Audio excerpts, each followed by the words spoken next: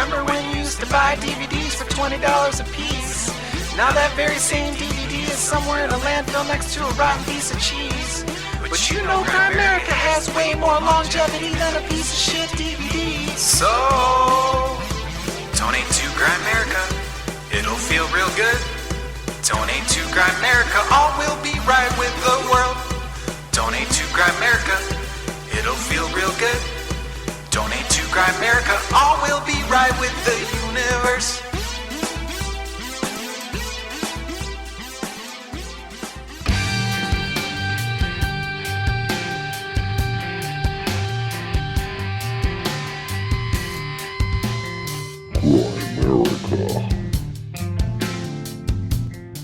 Ben Rich in 1994. Ben, how do they get here? How does the propulsion system work? And Ben turns around and says, well, I want to ask you a question. What do you know about ESP? Jan Hartson says, it means everything in time and space is connected. Everything's one. It's all connected. So that's how it works. Okay, guys, welcome back to the Grimerica Show. We are going to be chatting with the one and only Grant Cameron again a little bit later, and Red Pill Junkie joined us as well. And as usual, Grant manages to squeeze probably 4 hours of convo into 3 hours of airtime. So it's another good one. But of course, first, as always, the one and only Graham Quick-Witted. Download. How's it going, buddy? Yeah, I'm okay. I'm actually excited about this one because I think this Grant Cameron episode could be one of my all-time favorites. It'll end up being one of them for sure. Figure? Yeah, there's some really new, interesting stuff in here. And of course, we talk about Grant's new book, Charlie Red Star, that's been around for decades, and then he's finally published it.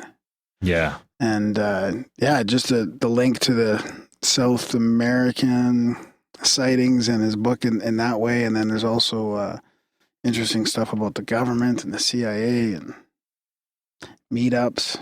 Yeah, it seems like portals. Yeah. Oh man, interesting. It's like a spy novel. Yeah, totally. It's like Ephraim's book. Yeah, like Ephraim's book come to life. Yeah, and he knows so much about it. That's good. Maybe Ephraim's our handler. Yeah, maybe. Made it seem like we found him. Yeah, right from the beginning. Right from the beginning. Handlers usually come around later, not the first show. Right away, they were like, "Fuck these guys." Well, the website had been around for a while. So yeah, this is a fun one. Absolutely. It's a good one. What's you new with were you? going to say something about you could put it on 3/4 speed or something? Well, yeah, you could put it on 3/4 speed. It would probably... Sometimes Grant's a little fast for some people. Even me, I have trouble keeping up. Really? Especially like Red. Imagine Red. How Red has trouble keeping up for sure. You mentioned it.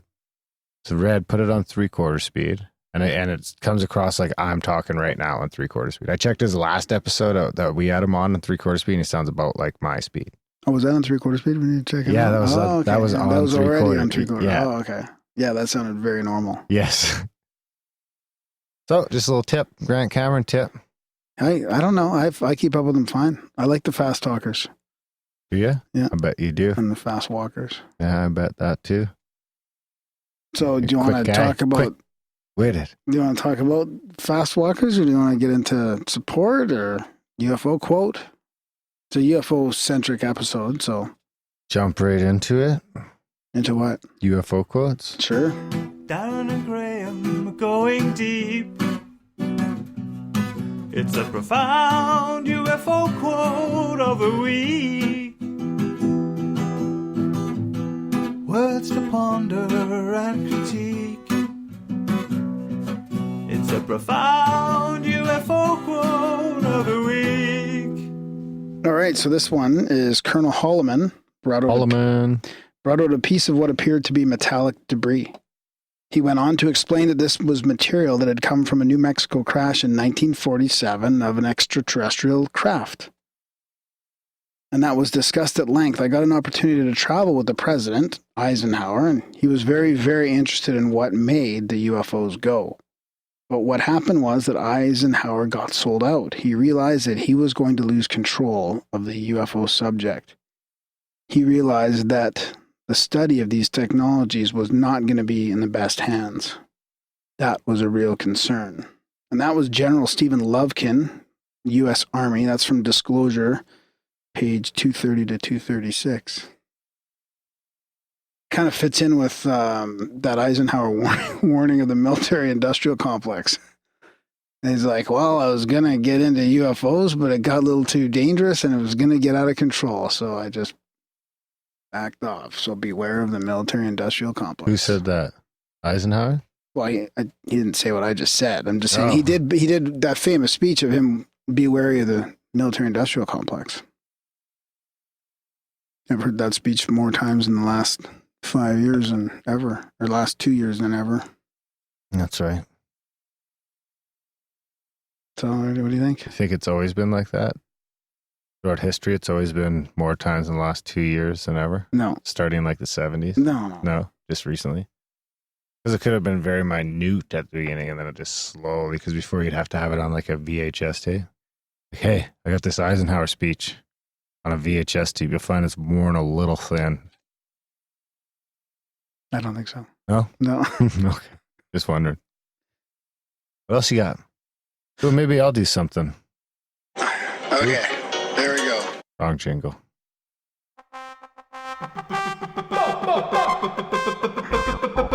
Bingo, bango, social media jingle. Don't forget to rate, comment, and or subscribe to the Grimerica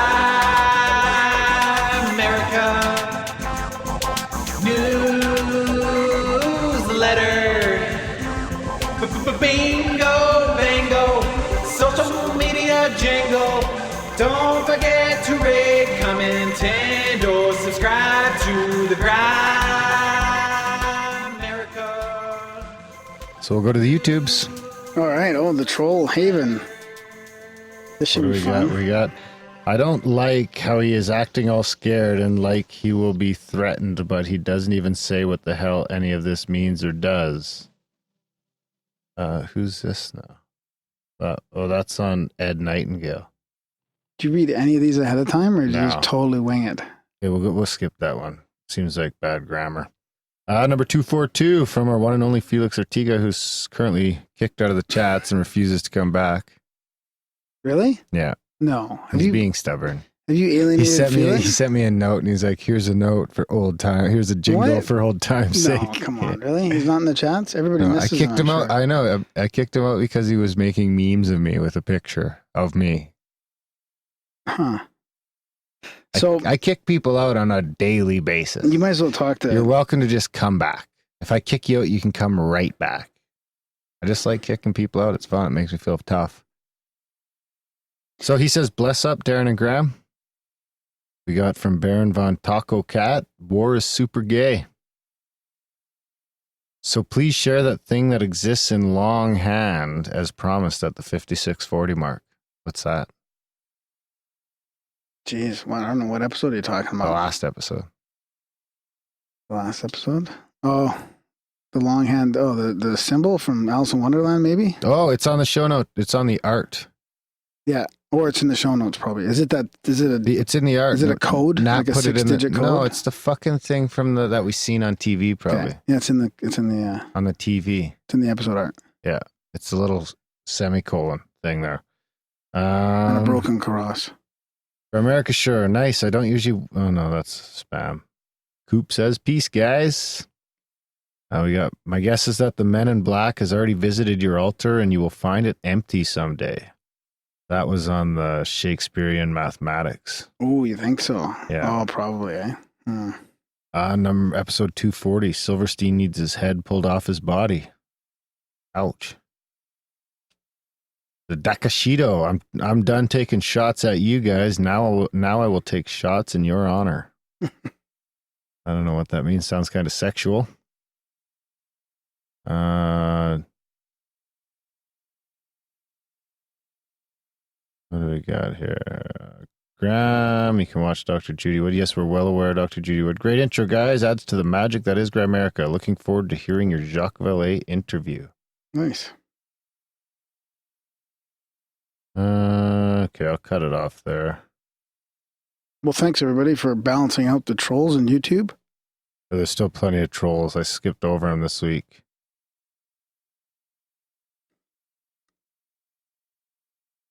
Well, I got an email here from sort of the CSETI group. It's explaining some sightings and some pictures. There we go. Come on, no. We had No, the just turn it new down. dark sky, Come on, which is come on. great. Enough jingles today already. Planned camping. Pitched a tent, went back there for the night. Jesus. Feel good at this one. No. We call it CSETI. Pitch your tents and camp and meditate and look at the sky. Okay. It's just too much now. CSETI. I can't handle it. It's too much. I want an actual I song. don't label it like that. It's just a CE5. You labeled it. I know. I didn't mean to. So there's some pictures here. Pictures? Yeah, as well. Some interesting things. So I'll read it to you. Okay, go. So this is forwarded on from Celia in our CSETI group. And it's from Deb. She was out here in Calgary. That's when I first saw the flash bulbs, was with Deb. And when she came out with her group. So she says, this is a report and photos from CSETI training in Tucson, Arizona. This is May 23rd to 29th, 2017. Very eventful. Now, keep in mind, this is my disclaimer. When they say ET, right? Yeah. Who knows, right? That's their interpretation of it. Think Jesus? Very eventful. Small groups interacted face-to-face with shy, timid ETs, i.e. a hunchback Grinch-like or Cocopelli-like figure, 6 foot tall, no clothes. He tiptoed away shyly while maintaining eye contact with 2 women and 1 man, and then disappeared after 3 steps, i.e. went interdimensional. Sounds like a 3-way. If you look up Cocopelli on Wikipedia, all I can say is V, one of the women, was definitely the village beauty of our group, and she was one of the first who saw the being. There's another story from the Hopi culture that talks about Cocopelli being a hunchback member of a village who tricks the village beauty into having sex with him. On another night, one person experienced a 3-hour interaction with something that appeared to be a red light probe, the only aspect that was permitted to be visible, gently coaxing it to come close until dawn. It came about 20 times, about 20 yards away. When he lost interest, the being went back to its origin across the valley. When he met everyone for breakfast, he realized he could hear and did not have his hearing aids on. Overwhelmed by emotion, he openly sobbed in front of everybody when he realized the healing he had received. Wow. I haven't read all this, actually.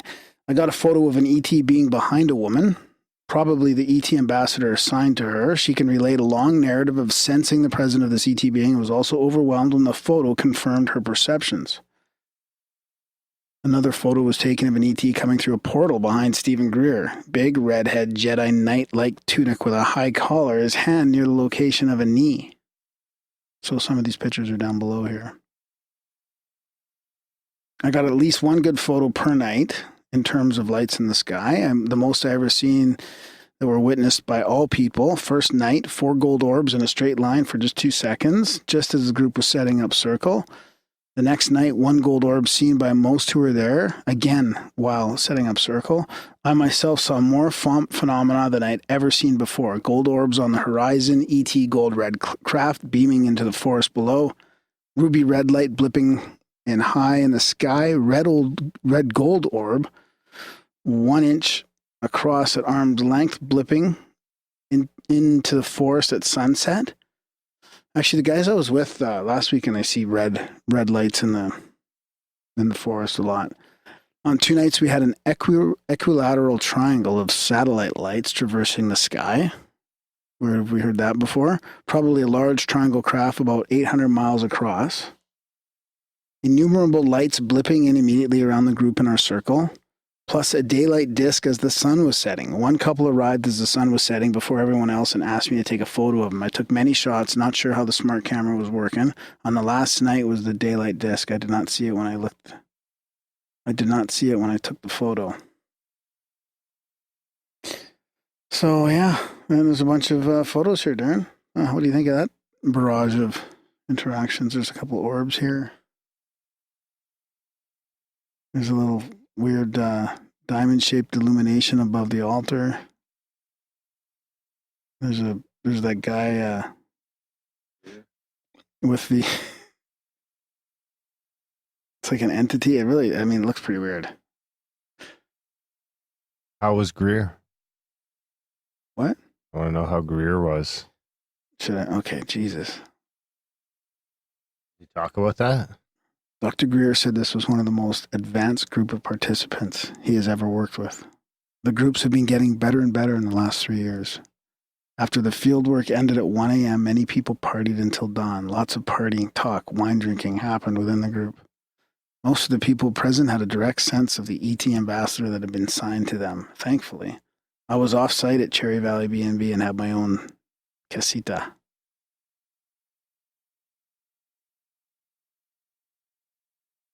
So it sounds like got culty. Why? Because they just stayed up and partied a little bit? So what? I think it's Greer's. I think there's more activity happening. Think Why so? would our I group be think getting more Greer's activity? Getting some activity. No, really though.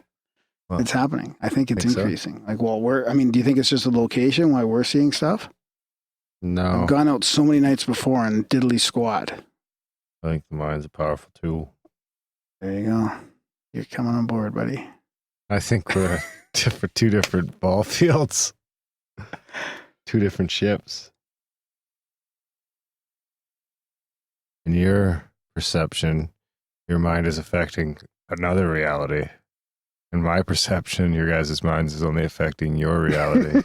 Yeah, well, we all see some of the same stuff, but we don't see everything together. Huh. I could. You know what? I have an email here from Ponce. We could read that'll get us into the support segment of the show. Okay. Okay. Greetings, fellow Grimerians. Darren and Graham, forgive me, I have sinned. To spare each other the anxiety and the belligerity, and for brevity's sake, I'll come right to the point. I have been cheating on you with no agenda.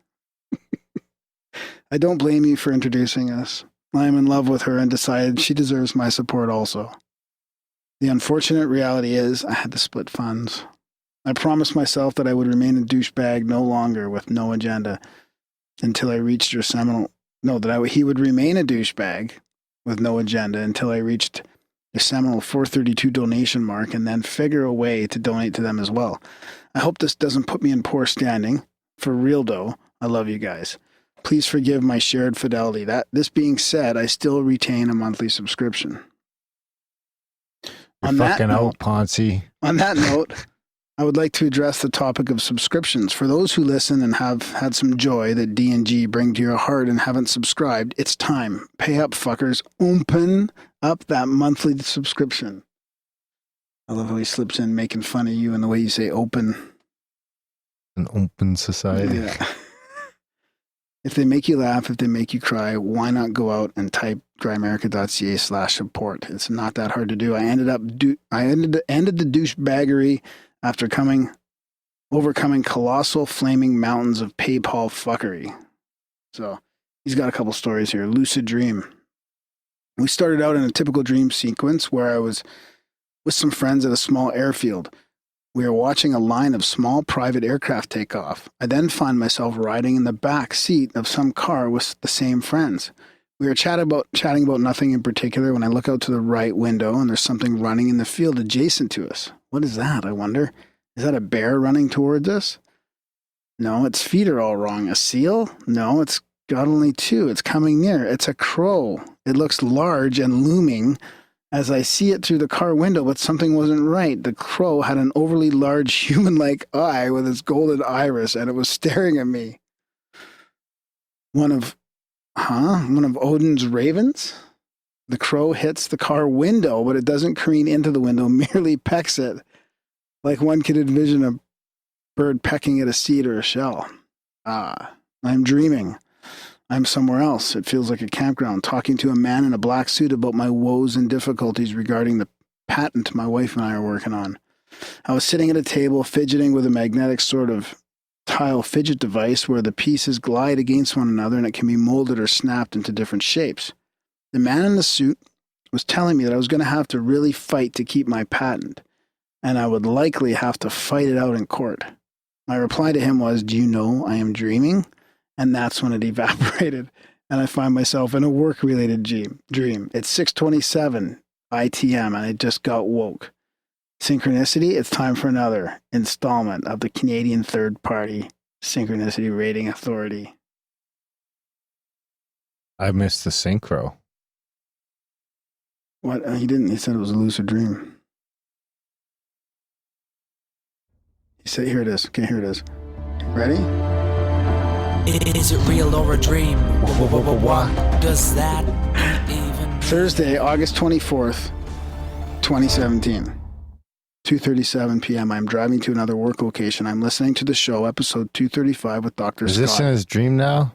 Or is this a dream synchro? No, it's just a synchro, I think. So he's listening to episode 235 with Dr. Scott Cobalba.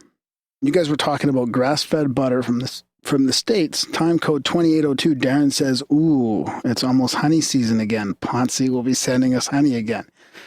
As it turns out, that very moment, my wife was paying for jars at the grocery store. It's the only reason she went that day, following a honey jar shit show she experienced at our farmer's co-op, where the only jars they had were honey for blue.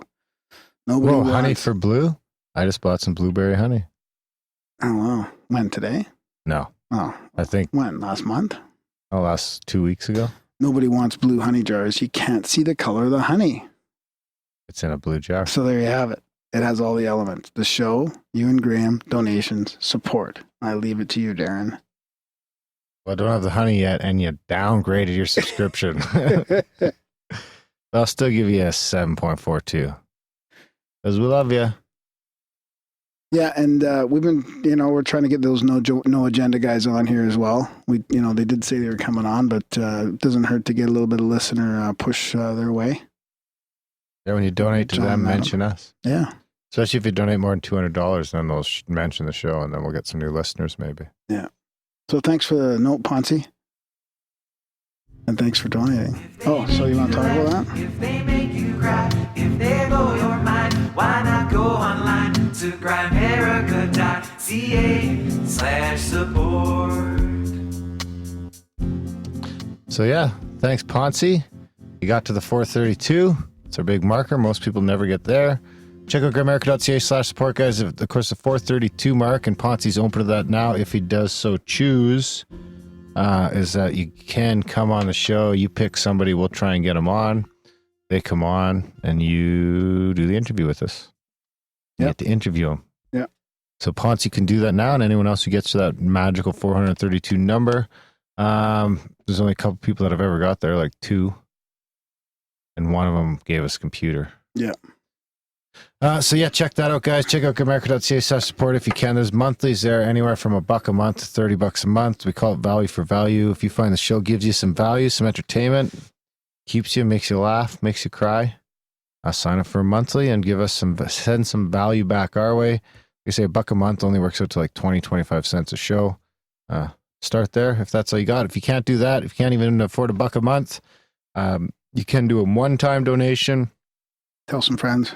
Yeah, and if you can't do that, tell some friends about the show. That's the big one. Spread the show. We can't spread the show. We need you to spread the show. Yeah, email us. An army of marketeers instead of musketeers. Yeah, and send us your synchronicities and sightings and all that crazy spiritual awakenings and shit like that.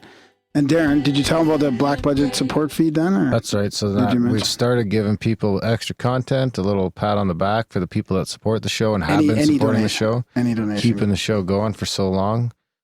So any donation or any subscription of any kind, I'll email you that URL. You copy that into your podcast player. If you don't have a podcast player, we can talk about that. There's some other options through the website. But that'll get you a new couple episodes a month. There's one coming out right away here about crazy conspiracies and shit with that gets Michael. Pretty good. That's pretty good. So we're doing an extra 2 shows a month there. So sign up for monthly, guys, if you can. We really could use the support. Yeah, we don't do any ads. We don't do any bullshit. It's kind of a vow of poverty, but you guys can make it at least a little more comfortable. Yep. By signing up for a monthly today. And if you can't afford it, you can always send in great jingles like these. Calves, they were pretty ripped. You missed the first part of it. I did, didn't I? Yeah. Okay, we'll start it over. So big shout out to Graham's calves. They were pretty ripped.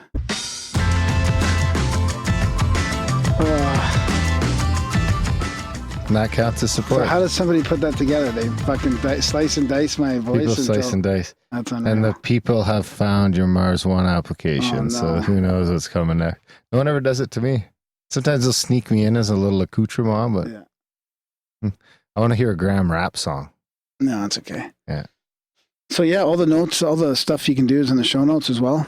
And the chats are there. Perpetual. That you could ever need to know about the show. It's in the show notes. Okay, that's good. The chats, yeah, check out the chat. Grimerica.ca/chats. Felix is currently kicked out, but he'll be back. They all come back.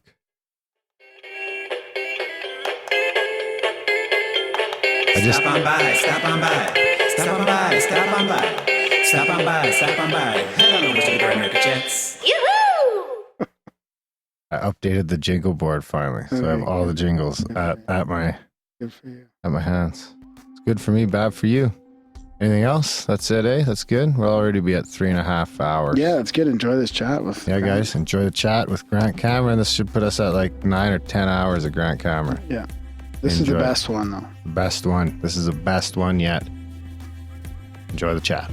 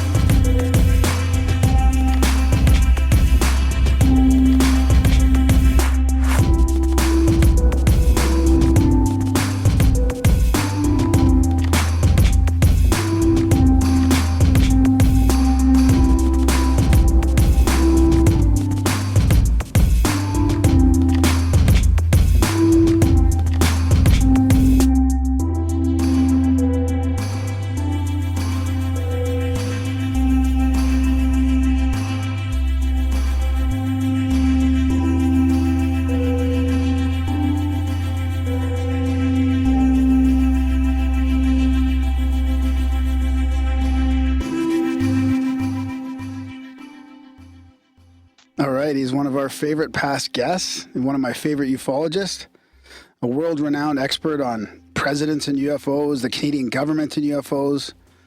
We talked last time about the music and download/alien connection, the relationship to consciousness and UFOs. So I think this is the third time you've been on the show. Grant, welcome back. We welcome Grant Cameron to the show tonight. Well, thanks for having me on. I appreciate it. Yeah, and we've also got Red Pill Junkie here to join us as well. Thanks for coming, Red. Oh, and it's a pleasure. I'm really excited to having the chance to talk with Grant. You know, I agree. He's one of the best UFO researchers out there. You know, ever since I listened to that interview that he did with Tim Binnall America, I think it was a 2-part episode. I was really hooked on with his work on both the presidential UFOs and also with the thing that we're going to talk about, his book, The Charlie Red Star Sightings. Yeah, that's what I was going to mention is he's just, he had those sightings back in the 70s, and we talked about that a little bit on the show, and I guess he's had that book. You know, you've had it sort of in the background for a while, Grant, and you finally decided to publish it. Yeah, I had it in the background since 1977 when I wrote it, and I didn't decide to publish it. It was a TV producer in Toronto who decided to publish it. If it had been up to me, it never would have seen the light of day. Really? Yeah, basically what happened was I had the manuscript and I had all the sightings, and I ran around this town of Carmen, Manitoba, which is maybe about 25 miles north of the border, the North Dakota-U.S. border. Yeah. And gathered all the sightings. Because I was just sort of blown away when I first saw this thing fly in front of the car. It wasn't a light in the sky. It was an object right in close to the car. And I was sort of hooked, immediately fell off the edge of the earth, ran around, investigated this whole town and all these people seeing it, gathered it all together. And basically nobody would publish the book. And the one publisher in the big city where I live, where it was a famous story, said, "Mr. Cameron, you may believe in this kind of stuff. Count me among the unbelievers." And at that point I said, okay, that's enough of sightings. It's a total waste of time. And basically what I did is I gave the manuscript to my sister, And everybody's got one in their family who's like a hoarder, a family historian type. And she held it for, I guess, 30 years, 25 years. And then she gave it back to me and said, remember you gave me this years ago? And I looked at it. I didn't realize I'd written the whole manuscript had basically been completed.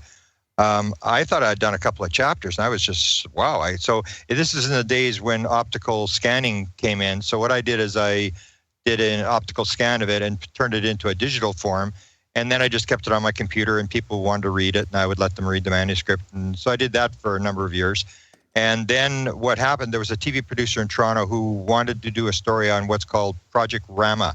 This is this two brothers in Peru, almost exactly the same time as my sightings. Their sightings started in 1974, and they started Project Rama in 75, and that's when all the stuff was going on that I was involved with. And so she wanted to read the manuscript, so I gave it to her. And she came back and said, this is exactly what I've been looking for. I'd like to option this for a movie. And I said, yeah, okay, whatever. And so she said, but it's got to be published. And I want to publish it through a publishing house, because usually I just publish my stuff. Yeah. And I said, yeah, okay. And so she went and negotiated with Dunder, who published the book. And I looked at the contract, and I was just horrified with this contract. There was a number of clauses that bothered me, but the main one said that they get every book that I write in the future. I have to offer to them before I can offer to anybody else. Wow. And they get to pay me this, low rate that they pay authors. And I thought, well, this is crazy. I'm going for this. I don't mind the pay thing, but I'm not going to sign into giving all my children away. And so I basically let the contract lapse, and then this girl came back to me, and the option was still going on. She said, well, what happened? And I said, well, I wasn't happy with the contract, and I basically let it lapse. And so then she sort of talked me back into it again and said, we got to get this published. And so she actually went back a second time and negotiated a second time with the company, who basically probably was pretty upset with me that I didn't go with the first option. And she negotiated it, and then I felt, well, this time I better play nice and not, pull out. And so I let the book go through, and it did have some advantages in that if I had published it in the 1970s, it never would have had the nuclear connection, because that was something I added later on. And the other thing that changed from the 70s to now is I started to think that a lot of what happened in the 70s wasn't as random as I thought it was, that there was a lot of things that seemed to be kind of weird, that this happened and then this happened and this happened. And so those are the things that changed. And so the book is out, and it's pretty popular, because that's what I've sort of found. I've written, I think, 6 books or 7 books, I'm not sure, but this one seems to be the most popular, because a lot of people simply just want stories. They just want to hear a story. They want to hear about somebody seeing something, and that's basically what the story is, except for the nuclear connection discussion at the end. It's basically just this person saw this, and this person saw that, and this person saw a Sasquatch, and this person saw, something on the ground, and aliens, and all this kind of stuff. And so people really like that kind of stuff. So I guess it did work out in the end that it's out, and it did go through a publishing company, which sort of gives you a little bit of how the game is actually played, in that they made me do a lot of things that I usually don't do with my other books, because I'm not really a promoter. I really don't try to push my books or anything like that. And when you're dealing with a publishing company, it's all about promotion. It's all about, selling the book. And so they sort of forced me to do a lot of things that I'd never done before, which is actually a good thing. Like social media, like Instagram and stuff like that. I know we follow each other there, and I've been following you. Yeah, every day I get a thing. Have you done to set up this, set up that? And then they need a list of all the podcasts that I've been on. I'm thinking, well, my goodness, I've never copied that down. And when I put it down, there was, like 100 people or 100 podcasts I've been on. And I'm thinking, well, I should have done this a long time ago. Because now if I ever have a book, I can just sort of send it to all the podcasts with one email and just let people know it's out. But I didn't. I just sort of let things be as they may in past things. And they're a lot more regimented. They know exactly how to promote a book and how to push it. And they actually gave me a U.S. publicist, which was kind of nice. They did the publishing in Canada and then a U.S. publishing. So this time I did a lot of interviews with like morning talk shows where, it's like a 7-minute interview on a morning talk show for some radio station somewhere in the United States. Those are kind of first time I've sort of done those interviews. And I actually ran into, 1 or 2 guys that were actually kind of skeptical, which on the podcast you really don't run into. But when you do these morning talk shows, you get guys that want to argue with you about this or that, which sort of makes you think things over and come up with answers to things that you never thought about before. Oh, that's good. Yeah.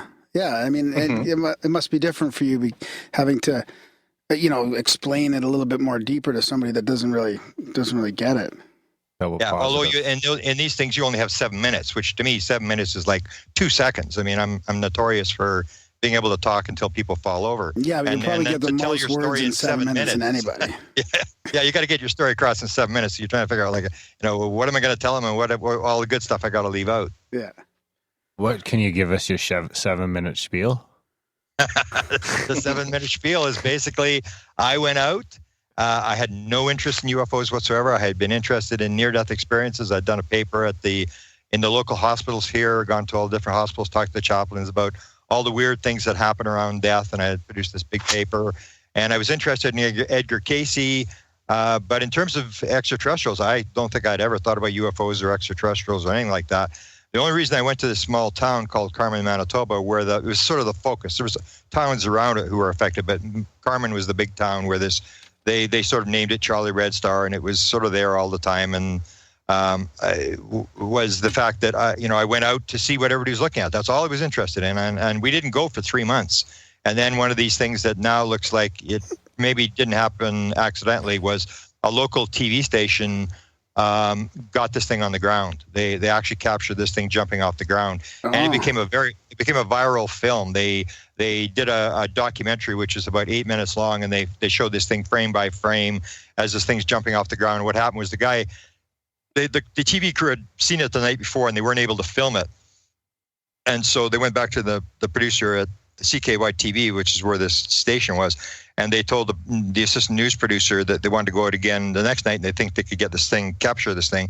And he said, "This is absolute nonsense. Nobody's going out. This is all garbage, and anybody who wants to go out can go out on their own time." So they took this crew of reporters, and they didn't have a cameraman, so they used the film editor in the camera room to run the film, to shoot the camera. And they had this thing on the ground, and there was about 10 people, a bunch of pilots and stuff, and they had 2 cars. One went north of it, one went south of it on sort of adjoining roads. And the one on the north side came across, and this thing was sitting in the field, and it was 50 feet high, blood red, sitting on a 45-degree angle like a drive-in movie screen. And they just couldn't believe it. And it wasn't touching the ground; it was hovering above the ground. And behind a row of trees, like a windrow of trees that had been grown by the farmer. And so they were taking their bearings as to where they were, because they're in the middle of nowhere. And then the guy at the other end of the road with the camera, he's 8.25 miles away, because the next day they went in and got the radiation readings on the ground where this thing had been sitting. So they knew exactly where it was. And he said he could see this thing, and it would glow up, and it would glow back down, glow up. And he said, next time this thing glows up, I'm going to shoot it, because we got to get something on camera. And so as he pushes the trigger, it was almost like the UFO said, "Are you ready to shoot?" And as he pushes the trigger, this thing jumps in the air, and it was 3 frames of film. So in the first frame, it's sitting on the bottom. Second frame is what I call a flash frame. I heard now some people are saying, like a lens flare, but I don't think it's a lens flare. You could see the entire horizon and these 2 big humps of light on either side of this object. And in the third frame, and you got to remember it's 8.25 miles away. In the third frame, this thing's at the top of the frame. So one of the estimates was that in 3 frames of film, it had gone 5,000 feet in the air. And then it sort of flew across the sky. And when they slowed it down, as I show in the book, it flies in a wave formation. It's not flying in a straight line. It's moving up and down on a wave. And then it's going on a smaller wave on the big wave. And then it seems to be rotating, because it's sort of flashing as it goes through this wave motion. So it became viral. J. Allen Hynek came and got 2 copies. NBC picked it up. They had to finally pay this guy who shot the film, gave him $100, told him to keep his mouth shut about the fact nobody had been paid. And when that film happened, even then I still didn't go out. It wasn't until 2 weeks later that I said to my friends, we used to drive around the city and do nothing. And I said, well, why instead of driving around the city, let's go see what they're looking at. Went out there, we drove into town, out of town, for an hour, looking at all this different stuff in the sky. What's everybody looking at? Whatever it is, isn't very amazing, whatever. My friend said, we'll drive into town one more time. We don't see anything, let's go home. I said, fantastic. This has been a total waste of time. We turned to go back into town for the last time, and the thing came from the left to the right. And I always say my first lesson in reality and in UFOs is, if you have not seen anything, you can either believe or disbelieve. If you see it, you know. And nobody in the car said, is that what they're looking at? I wonder if that's what they're looking at. Is that what they're... And everybody just went, there it is. Everybody just instantly knew this was what it was, because it was just so bizarre and so close and so low to the ground and moving so slow. And I was just, I just sort of fell off the edge of the earth, and I grabbed all my friends, dragged them out 2 nights later, and they all took after an hour, they all took off saying, Cameron, it's a waste of time. We're going back home. I still remember their last words were, we're going back to Winnipeg for pizza. And I was like, well, off they went, And there was 28 people on this back road. There was people all over the place trying to see this thing. The road we were on had 28 people. There was only 8 left when it finally came. And I remember as this thing started as a flashing light, it was jumping around in the sky, flashing. And there was some kids that I'd taken, young kids that were sitting in the field, and they said, is that what it is? And I'm looking, I'm going, well, I guess so. It didn't look like what I'd seen the first night.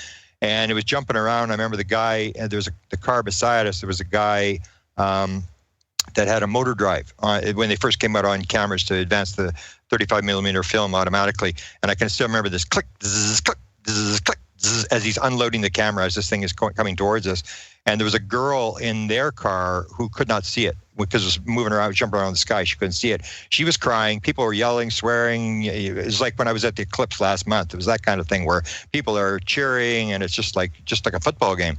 And as it got closer, then it turned into this object I'd seen the first night, and it was coming right at us the second night. Down low, very, very slow, maybe a half mile away. It's hard to tell at night how far it is away, but fairly close, and then made this turn and made its turn around to go around the north side of town. And then I said, well, why is nobody investigating this? This is like the biggest story I've ever seen come down the pike. So I was at university. I basically said, okay, now I know what I'm going to do. Forget this university nonsense. And I still took courses, but I wasn't interested. I couldn't figure out in university, what the heck are you going to do with all this garbage I was learning, like calculus and stuff? I'm thinking, how the heck do you make money out of this nonsense? This is like stupid stuff. And so then to me, it was like, this is. I was hooked, and I basically went around to all these different people, and I documented the story, and I put it out, and then nobody would publish it. And as the rest of the story goes, it sat there, and it forced me to go. Because all I was interested in after my sightings in 1975, 1976, and I really haven't seen anything lately until some bizarre thing I saw last month, but really haven't seen anything since. But it forced me to, all I was interested in was, what had I seen? I'm just a guy on the prairies, no expertise at anything. And I'm thinking, somebody's got to know. Somebody has got to know what this is. And that's when I went to the Canadian government and the former president of Penn State University and up to the president. And it was like, when I got to the president, I'm thinking, well, he's the most powerful guy in the world, and this is the most important subject. Surely he knows what's going on. And that's why I went through that whole route. And now I chase around the head scientist for the CIA and a former CIA briefer and all these different people. And it does appear to me that there are people who have these answers, although they're not being very open about what they've got. But it led me to this sort of chase. And I think I know I've got an answer for 1975. I'm content with what I've seen in terms of its reality and some of the answers to what actually might be going on. Well, you got 30 seconds left. You did it. Yeah. 30 seconds to spare. He's practiced. That's good. So now the movie, or is that what she was doing? A movie with Rama and Charlie Red Star together or something like that? So is that going to happen? She was trying to get this thing financed in Canada, and nobody would finance the movie because it was a Peruvian movie. And they said, well, we don't care. I mean, who cares about Peru?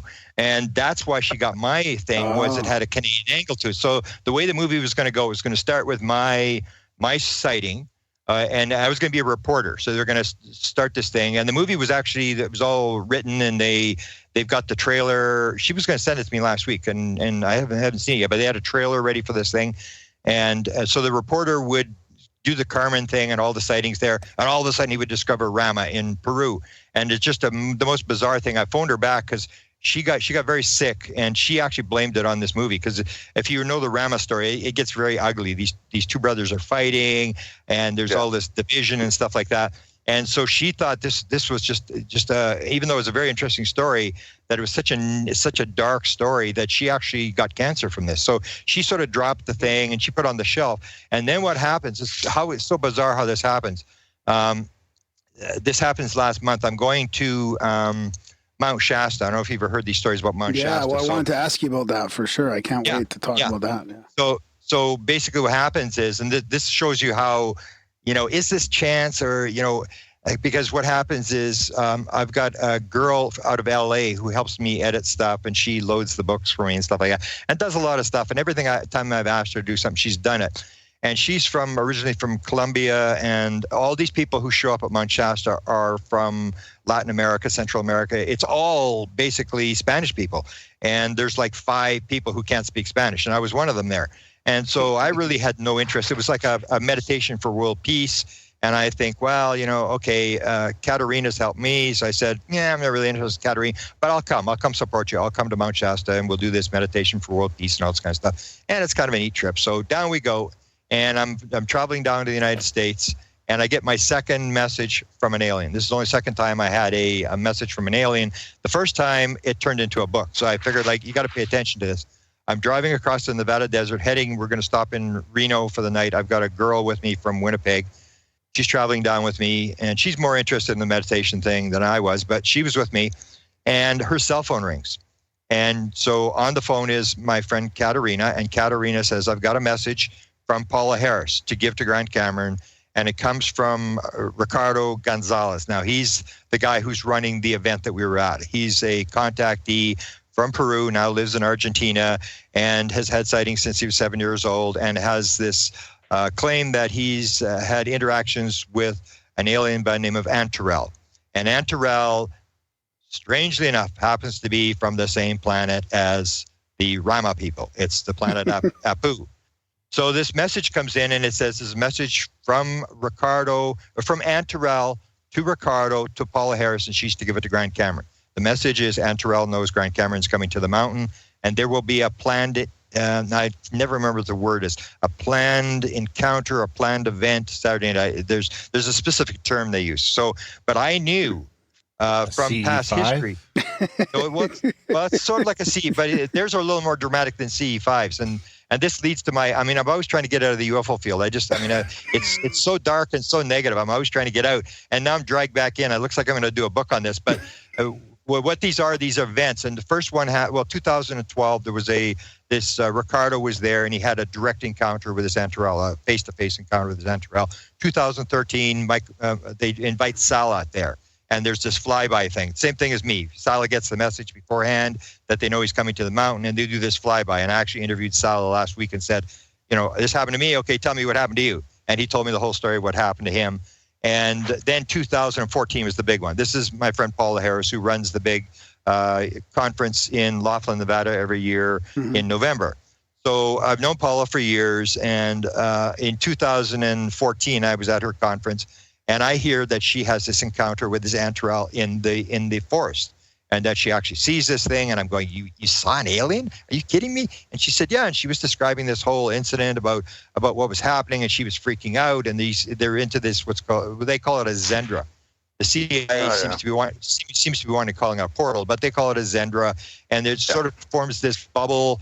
And there's this sort of mist coming off the ground, and she gets picked. And and again, she gets the message beforehand that they know she's coming to the mountain, and there's going to be this planned encounter on Saturday night. And so she's holding hands with these 2 women, and she's telling me the story. I come there, and they say, do not let go of the hands until you cross the Zendra, across this sort of this fog coming off the ground. So they go through, and she's telling me the story. It was the scariest moment of my life when I had to actually let go of these women's hand. And suddenly she says there's this 9-foot tall being standing at the tree, and there's a being beside this being, and she's describing this whole thing. And I'm going, you actually saw this? And I was just I couldn't believe this. I said, you got to talk about this. And she said, I don't want to be the center of attention. I said, but you're a major person. You got to tell this story of what you saw. So she goes public, and she tells the story. 2015, it happens again, but I don't think she's ever really publicized the 2015 thing.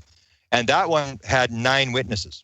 And there was that one that had the 3 beings, and they were more like holograms. You could actually see through the beings. You could see the trees behind them. And it's in the same area on Mount Shasta where they're taken out of this.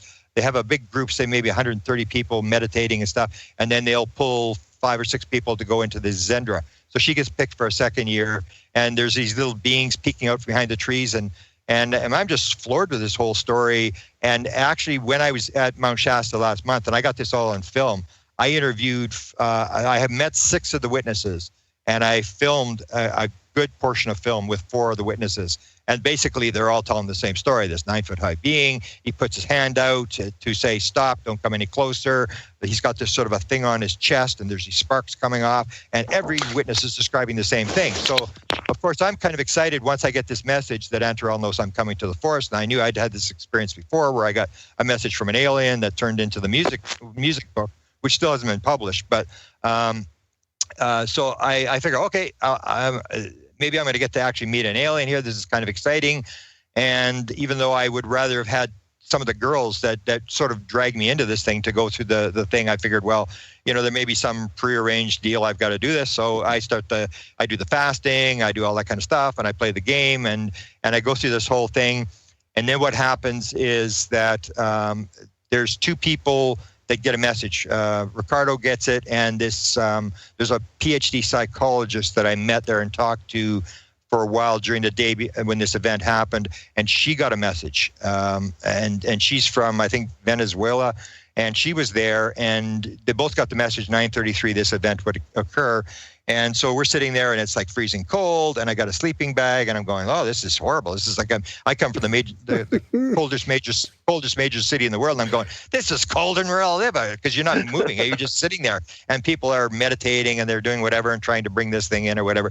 So we're sitting there, all of a sudden there's this flash. Somebody's got there's a couple objects before that. There's 3 objects before that, but people were flashing at it and looking, and one was kind of an orb type object that was pretty bright and pretty clear, but nobody really paid attention. Suddenly there's this flash, and people are shooting this laser up above me, and I look up, and this thing is a strange thing. It was right above my head. Like I had to look back so far that I thought I was going to flip the chair over. And I looked up, and the first thing that came into my mind is, this is not going to be good, because this thing actually looked like it was right above me. And I'm thinking, it can't be above me. It's got to be above the group, this 130 people. It can't be. It's got to be above the group.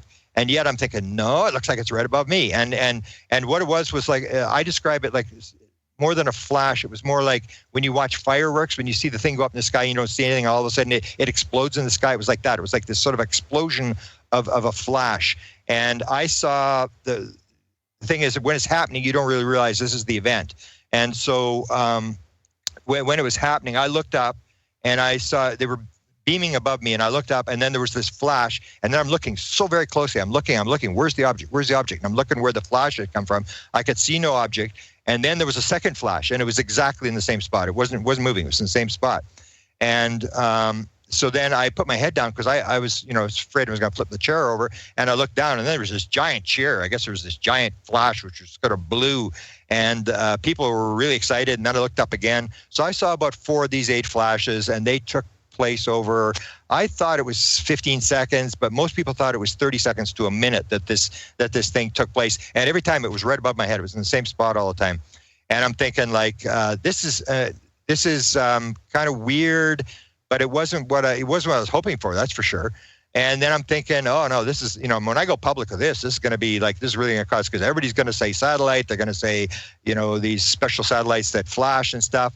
And so I really haven't written it up, but I've spent a lot of time doing the satellite thing. And this was 1 hour and 31 minutes after sunset. And I'm pretty determined that all the satellites were in the shadow of the Earth at that time. And I looked up these special satellites that flash. I can't remember Iridium, yeah. And there's actually a chart. So I actually got the chart for that date, and there was no iridium flash at that point, because it's like a very predictable thing. They can tell you exactly what part of the sky the flash is going to take place. So that's basically what happened. The most amazing thing was during the day when I got these people for the 2015 thing, and I'm interviewing these people, and my mouth was just hanging open, because they were absolutely saying the same thing, and most of them couldn't really speak English that well, and they were very much. And the one guy said, "Well, is this the first time you've seen it?" He said, "No, I've seen it before. I've seen him before." And I said, "Well, how many times have you seen this guy?" He said, "No, about 5 times, maybe more."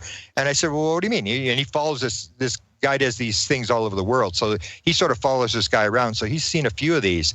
And that really amazed me. And then when I'm coming down the mountain after filming these people during the day, this is the day of this event at night.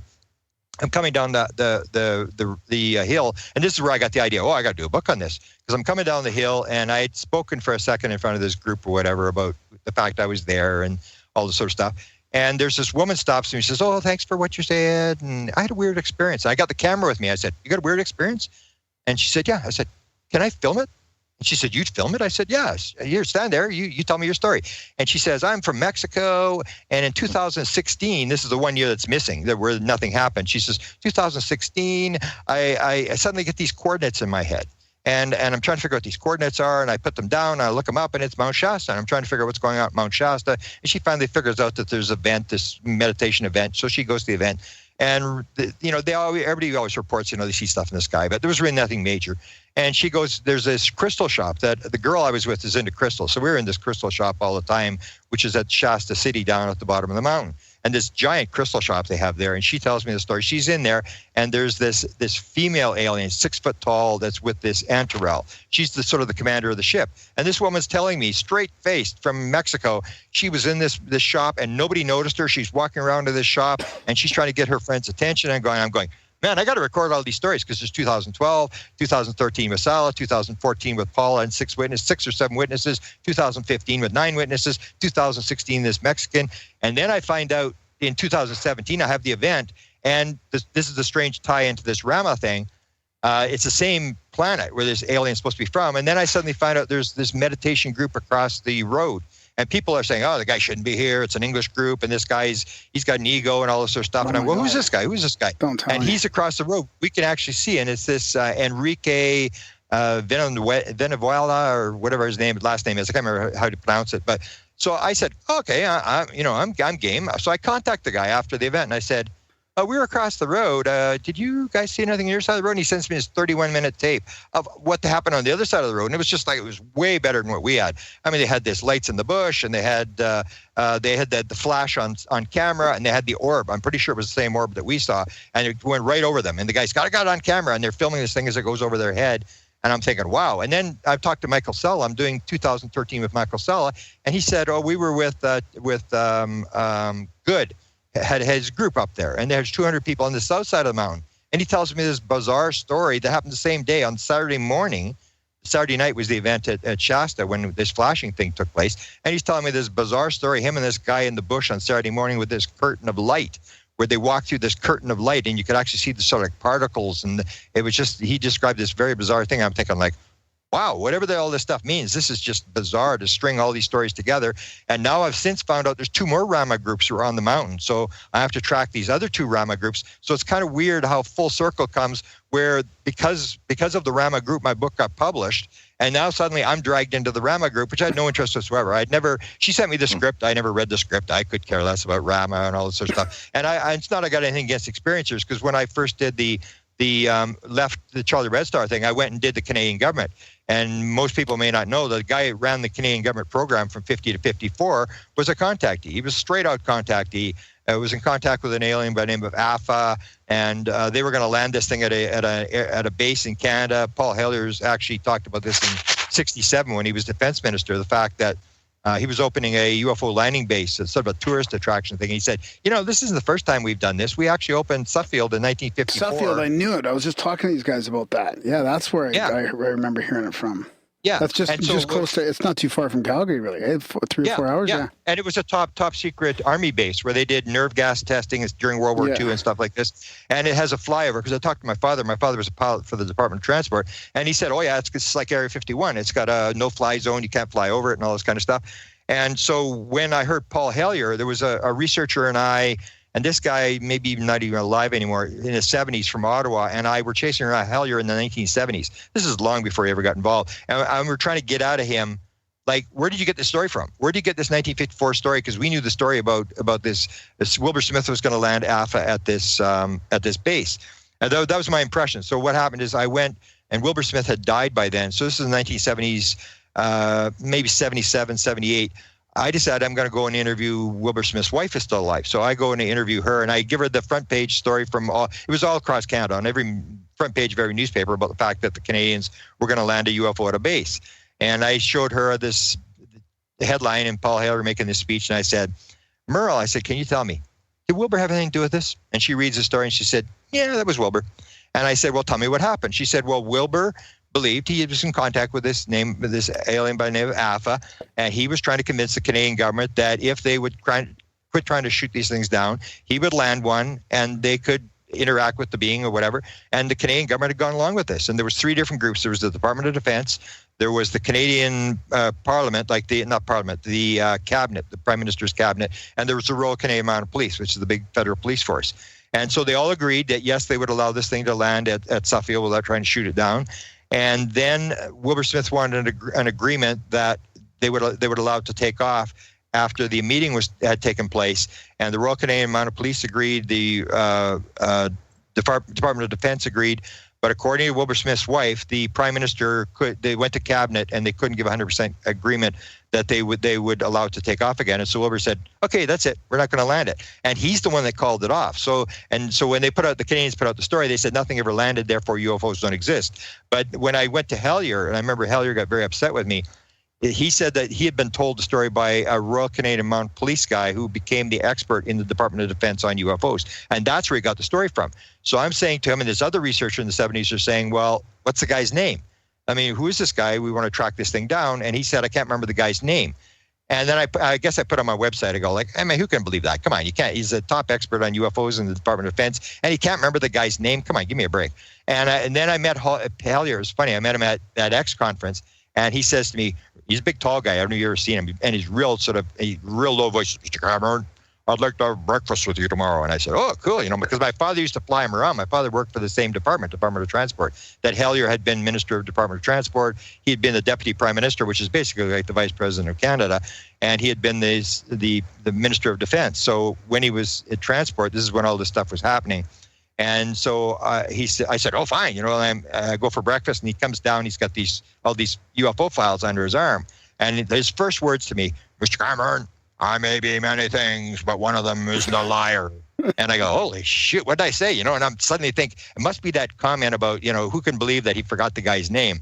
And so we sit down and we go through this whole thing, and he starts putting these files out, in these Canadian government files. And I said, well, this stuff's all been released. I've seen all these files. This is the same thing as the Blue Book thing. It's like, it's the garbage files, letters to the Prime Minister, letters to the Department of Defense. Who cares? It's garbage. It's like sighting reports and stuff like that. Where's the secret, the top secret files and the real classified stuff where you actually have departments talking about it and what the plan is and stuff like that? And so I had this sort of discussion and sort of made up, about this whole thing. And he said, I don't even remember giving this speech.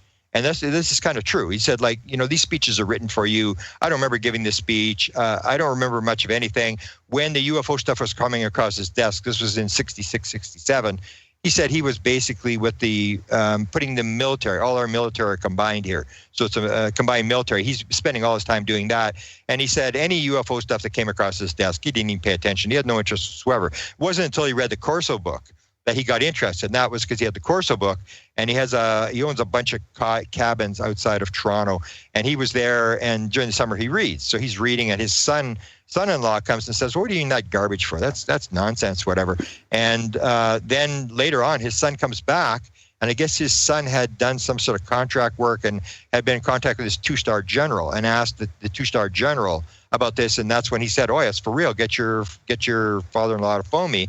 And that's when Hellier phones this two-star general, and the general says to him, it's all real and more. And that's when Hellier sort of goes off the deep end and starts talking about UFOs. But basically, after that, he just basically repeats everything that everybody else is saying. He really doesn't have any firsthand knowledge, except for this story that 2 years ago that sort of gets to the crux of what's going on, where he tells this story in Brantford, Ontario. And I'm sitting right beside him, and he's asked, and the same thing happens to me, is people always ask me, because I do the U.S. president, they say, well, who's running things in Canada? Does the government know? And I always say, absolutely nothing. I know nothing, absolutely nothing. And that's why I say in the United States, the government is not covering up, because if they were to cover up, they would just shut up and quit talking about it. That's what Canada, Australia, Brazil, every country in the world has done. You just don't talk about it. And the story goes away. There is no story if you don't talk about it. In the United States, everybody's talking, CIA's leaking stuff, your documents leaking. There's all this stuff. It's basically a phenomenon that happens in the United States. So when Paul Hellier was asked, he said, they asked him, it was like a citizens hearing thing, except that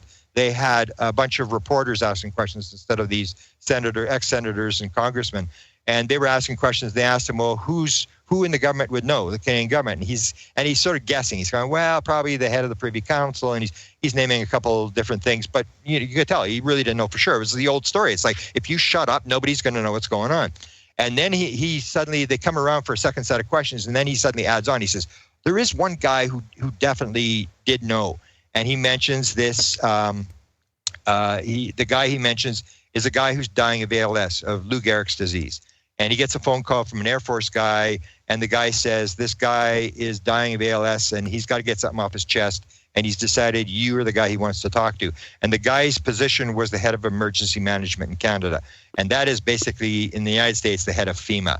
And so Hellier doesn't phone him at first, and the Air Force guy phones him back. He says, he's about to go off the cliff. You better talk to him. So Hellier talks to this guy on the phone, and the guy basically confirms to him, yes, this thing's for real. I was brought to CIA. I had to sign my life away.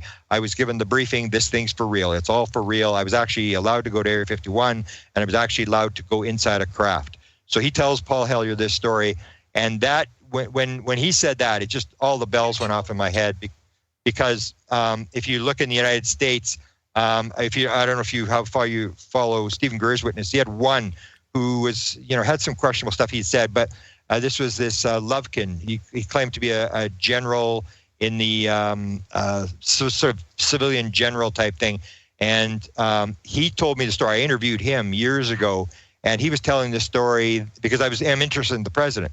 So he was telling the story that he had been with Eisenhower, and Eisenhower was doodling UFOs, and that he had talked about it at Mount Weather. Well, Mount Weather is the head of FEMA. This is the place where they take the president if there's a nuclear attack. This is the place that has all the communications. This is the place that you would run the UFO operation, because if anything ever breaks out, like a nuclear war or whatever, has these secure communications to all the military, all the embassies. They have communications to everything, and this is where the president will go. And I just learned that when they give a State of the Union address, because everybody's in the same building, they actually take one of the executive in the White House, and they take him to Mount Weather during a State of the Union address, just in case someone blows up the Capitol and kills everybody, and then you still have somebody in the government that's hiding at Mount Weather. So this is like a key place, and Lovkin had said that was where they ran the UFO operation, and he's the only guy that's ever said that. So when suddenly Hellier's talking about this, I'm thinking, FEMA, that's what I heard. And if you remember the Kecksburg story, in the Kecksburg story, there was a phone call from Mount Weather during the Kecksburg, the Blue Book files for the Kecksburg crash, and they were on the phone. They were watching this crash as it took place, and they gave information about a piece of metal that had come down in Michigan or someplace, some down metal, and it came from, they called it code bluegrass or greengrass, greengrass, which is the code name for Mount Weather. And then the other thing that happened that rang in my head that I always knew is, if you know the story, I don't know if you know the story, John Alexander came out and stated that somebody had whispered in his ear that MJ-12 was real. And John asked the guy, he said, are the names on the document correct? And the guy said, yes, they are, and that should tell you what's going on. So John Alexander's interpretation is, this isn't UFOs. That's what he said. I tried to ask him at one of the UFO congresses, who whispered in your ear? Who told you that? Because I'm big into MJ-12. And he said, he walked around the question, and then Alejandro Rojas says to him, John, I don't think you really answered Grant's question. And then he walked around the question again. Good for Alejandro. And the important thing was that John says, this is not ET, this is continuity of government. Well, continuity of government is Mount Weather. It's the same thing. And so when I wrote the book Managing Magic, how I think the government is leaking this story, John apparently got a copy of it, and he said everything I said in the book about him is totally wrong. But that was one of the things I said about him, is as I immediately went to his book, because I said, oh, Mount Weather. And I went, and sure enough, John had talked to one of the officials at Mount Weather about UFOs. And I'm thinking, that's got to be the guy that told John Alexander that MJ-12 was real and the documents were real, and talked about this continuity of government. So it all fit in, that you sort of see this sort of deal that if there is a crash, if there's a leak that they can't control, the head of emergency management is the guy that you're going to need, because you're going to have to throw money in the banks. There's going to be all sorts of stuff happening that's out of our control. And the thing is, what do you do if this story does break? How do you handle the panic? How do you handle they're for sure they would have a massive program as to what to do if the story leaks and they can't control it. Yeah, to that point. Yeah, wow. So I want to cycle back a little bit to your experience because you know, it's just so, you know, you mentioned it quick and it's so profound because it reminds me of what we're doing out here a little bit in Calgary too. And there's groups all over the world that are doing either ET Let's Talk or like CE5s from, you know, CSETI type stuff. But then it sounds like these people are doing something very similar too. And I mean, Mount Shasta is such a popular place for that. But one of the things we see when we're out there now, the last couple times, I mean, I've seen these 3 times now, are flash bulbs. And, you know, and they're not, you know, they're not satellites going around, but they're flash bulbs. We've seen like up to 50, 60 in one night. Sometimes in, you know, in streaks, like sometimes you see 3 to 7 of one and then another one, and they're all different sizes. And so I was wondering, what was the size of yours? And also, like, would you consider, you know, going out and trying to make conscious contact a little bit more often or doing that on a more regular basis? Well, as to the flashes, they were, like as I mentioned, in the second sighting I had in 75, that's how it started. It started with this flashing thing, and but then it looked like a light, flash cube, if you remember back in the old days, a flash cube. That's kind of what we call it, a flash bulb, yeah. And so, but in 75, it was jumping around. I remember there was a family just north of Carmen that was, sort of the focus of this thing, and nobody would talk to them. They were sort of totally ostracized because nobody wanted to be like these people. I mean, because they claimed 32 horses had disappeared and they were stealing hydro off the lines. And they had really, really bizarre experiences, thing landing in the backyard and all this sort of stuff. And I remember interviewing their kids one time when the parents weren't home, and the kids were like 5 and 7 or 7 and 9, very young kids. And I said, what'd you guys see? And they started telling us about some sightings. And then they said, you know what we saw? You know what we watch at night? We look out the window and we see the bouncing ping pong ball. And I'm going, that's what it is. It's exactly what it looks like, a bouncing ping pong ball. This thing bouncing around the sky. And so what I would say is, and I learned this because I know that, because I've sort of have, you know, people know who I am. I know there's a lot of people that have already attacked. I even got people were saying satellite even before we went there. It was like 3 days before. They already had the satellite thing. We want to know exactly where it is in the sky and what time and stuff like that to look for satellites. So the people had already determined that we were going to see a satellite. And so what I'd say to people who are in that thing is to check these Iridium, because you can actually go, I can't remember what the website is, but there's a website, Heaven Above or something, and they actually have all the Iridium. You can actually take the dates, and if I'd known that beforehand, I would have got the Iridium readout. So you can actually put your location, put Calgary. There's a couple apps that do it. I was using an app last weekend, and we got out to try and see the Iridium flare at 9 o'clock. We stopped down the middle of this dark road. And we were all looking up. There was 9 of us, and we saw a couple like pretty bright shooting stars instead, but we didn't see the Iridium. And then when we continued onto our site, I mean, we saw flash bulbs, and you can tell they're not satellites. You see satellites up there as well, but I mean, we're seeing all kinds of things now. It's really interesting. Yeah, and what I also noticed, and I didn't realize this until after all these attacks took place, that satellites are only visible for like the first hour after the sunset. After that, they're in the dark. And this was an hour and a half that definitely you cannot watch the satellite because satellite are reflecting light. So it has to be in the west. So if it's in the west, it's still going to be sort of above the horizon and it's picking up light and stuff like that. But if it's above your head, this was directly above my head. And so then what it came down to is like most of the people who are attacking, it's like when I had the first sighting in 75, it's where I always make this point. If you are there, you know, this is the only evidence we have. It's the stuff you see. The people who aren't there, the people who don't know are the believers. They say, well, we know and you believe. No, it's the other way around. Exactly. You're the believer.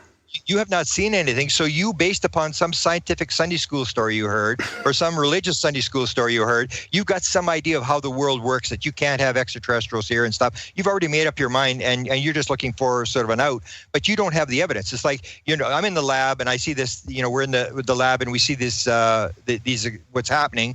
And these people are outside smoking or they skip school that day or whatever. And then they're going to come and tell me what happened in the lab. No, you're not. You weren't there. You have no idea what happened. And when I started looking at the satellite data, I saw that people were just grasping for straws because at first they brought up the satellites and I didn't realize until I think it was Sala mentioned to me that after the first hour, these satellites are in the dark, the low satellites. And I looked this up and sure enough, this is true. They would have been right above me is going to be definitely in the dark. And then they came up with the thing that because it hadn't moved, I kept saying, this thing did not move. It was in the same spot, and I was looking for an object, and it didn't. So then they said, well, you're seeing a geocentric satellite. You're seeing one of these communication satellites. And of course, you don't really think about it. You just sort of accept, well, maybe they might be right. And you suddenly realize one of these communication satellites is about the size of a person. Exactly. And it's above the equator, which is 35,000 kilometers. So the question is, you're actually telling me that this thing is the size of a person and it's 35,000 kilometers away, and you can see a person at 35,000 kilometers? Give your head a shake. Plus, anybody who's I used to have a satellite dish in the old days when you could get free satellite. I had a satellite dish, and I had never thought when they started attacking me on this thing about these communication satellites, is that everybody knows that when you point your satellite dish, you're pointing it into the south at about 32 degrees. That's what I figured Mount Shasta was, that these satellites would be at 32 degrees flying over the equator. They're going to be way south of us. It's not going to be above your head. And so all these things are sort of eliminated. But as for the sightings, I never really, a lot of times when I go to conferences, everybody wants to do these Skywatch things. And to me, they always are disappointing because, people are looking at, something flying across the sky, or even if flashing stuff, it's sort of like, man, if you guys had seen what I saw in 75, I'm going to bed. This is a waste of time. I mean, who cares about, some little light in the sky? I mean, the stuff I saw 5 up close in 75, 76. I had the 1, and I describe in the book. I was so close I was going to jump on it. I mean, there's no doubt that I was looking at something pretty strange and not from this planet. But the stuff that you usually see, like after the Shasta event, we went up to CSETI, and we saw And we saw a second flashing light, but it was moving. And even I said to the girl, when she spotted, I said, it might be a satellite because it's moving. I'm thinking, it's rotating or whatever, and it's flashing as the things come around. And I'll have to get the exact date we were there and look at the iridium thing, because the iridium ones are the only ones that really flash. The ones that are flashing up high are going to be very, very faint flashes. The iridium flashes are pretty bright. But so to me, I'm always very disappointed in Skywatches, and I always think, to me, it's always like people are asking, go to the zoo, and I mean, are the polar bears going to come out? Come on, we want the polar bears to come out. And to me, it's always like people they sort of lack faith, where they want to see something because they have some doubt that this actually exists. But to me, it's like there's no doubt this exists because I had these very close-up encounters. And then I guess I should tell you the last thing that was really bizarre. And I actually I was at a conference last week in Ohio.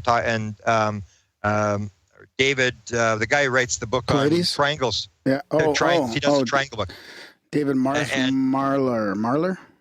David Marler's there. So I'm actually telling him about this sighting. And I think he even looked at me like, yeah, I don't know about that, because I said I saw a triangle, because I saw a triangle in 76 and this thing was right above the car. It came sat. I mean, I don't know. It was either very close or very big, because when I looked at it with binoculars, when my hands were shaking so bad, I had them against the inside of the glass of the front seat looking up at this thing, and it was the entire field of vision. But we left the CSETI, and the girl with me was driving, and we're heading for Vancouver. We were doing a lecture in Vancouver. And all of a sudden she says, look at that. And she'd been watching it for a while. And all I did was look up, and it was, I was in the passenger seat. I looked up, and it went through my field of vision like for about a second, because we're moving 70 miles an hour, and this thing was stationary, and it was the most bizarre thing I'd ever seen in my life. And she said, we got to look this up. And I said, well, no, let's wait to see what people say. And what it looked like was a bunch of light bulbs all glued together in a triangle. Because she said, do you see that? And I said, well, what'd you see? And then she said, it was a triangle of light bulbs. And I said, what kind of light bulbs? Because this is the catch, like, what kind of light bulbs?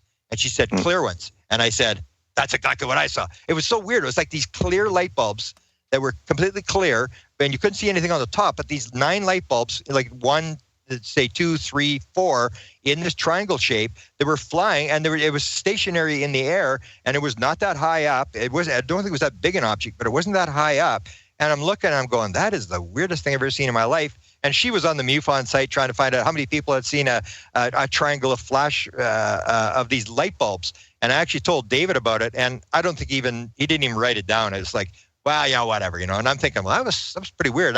I've seen a couple of weird things since, but really nothing compared to 75. 75 was sort of like when, so I tell people in Skywatches, if you saw what I saw in 75, you'd be past the sighting stuff. You don't need to believe anymore. You know this is for real.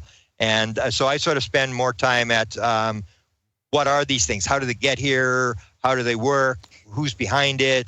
And all the messages that they seem to be putting out, and the experiences. I'm just riveted with experiencers, people who claim that they've sort of interacted with these objects Well, so these beings. Well, what about taking it to the next level, like a Skywatch turning into, I don't think we go out necessarily for watching lights in the sky, although it's good to start seeing some more activity up there.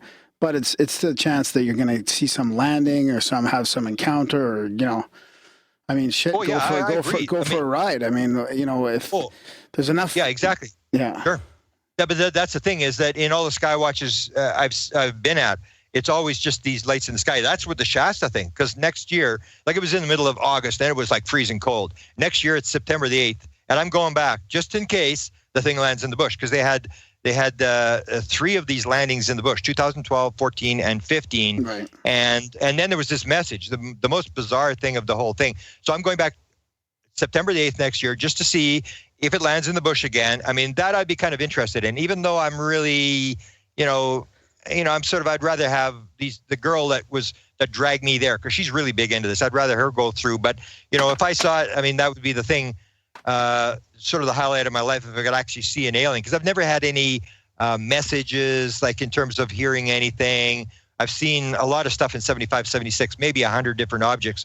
But I've never heard anything. I've never gotten any messages. I've never had any real bizarre stuff. It's just basically sighting stuff. So I would be, very interested in that. And that's why Shasta so much interests me, is that you actually have these things where, like Stephen Greer talks about, one's coming down very low, where, people are very close to it and stuff like this. But these ones actually have the one, and if it were, I would have been picked. I would have been one of the 6 people to go into this Zendra. And then I told people, because there was a lot of people fighting about it when I made public the fact that I'd gotten this message. I made that public because they said, we want Grant to make this public. So I made it public, and then this big war started. And some people from the meditation group were saying, well, this isn't a circus. We're not here to see the thing in the bush and stuff like that. And it's like, well, no, we're not there for meditation. If they had told me it was a meditation, if Antarel gave me the message, he would have said, talk about the meditation, put out the message that we're doing a meditation thing. That was not the message. The message was, I'm coming to the mountain and there's going to be a planned encounter Saturday night. That's the circus. That's what a lot of people are going for, is this, whatever happens on the Saturday night. So there was that. And then there was this other bizarre angle where when you're around contactees, you start to see this thing with automatic writing or people channeling. I'm fascinated with these people. And this is what happens. As this event, I'm watching this Ricardo guy walk around. I'm watching his reactions very, very closely as this thing's taking place. What's he thinking? He's looking up the sky. He's looking at his watch. And, is he nervous? Is he, because he's on the line. He's actually predicted this is going to occur. And so I'm watching his reactions. So as soon as this event happened, I still don't know if this is the event. It was very bizarre.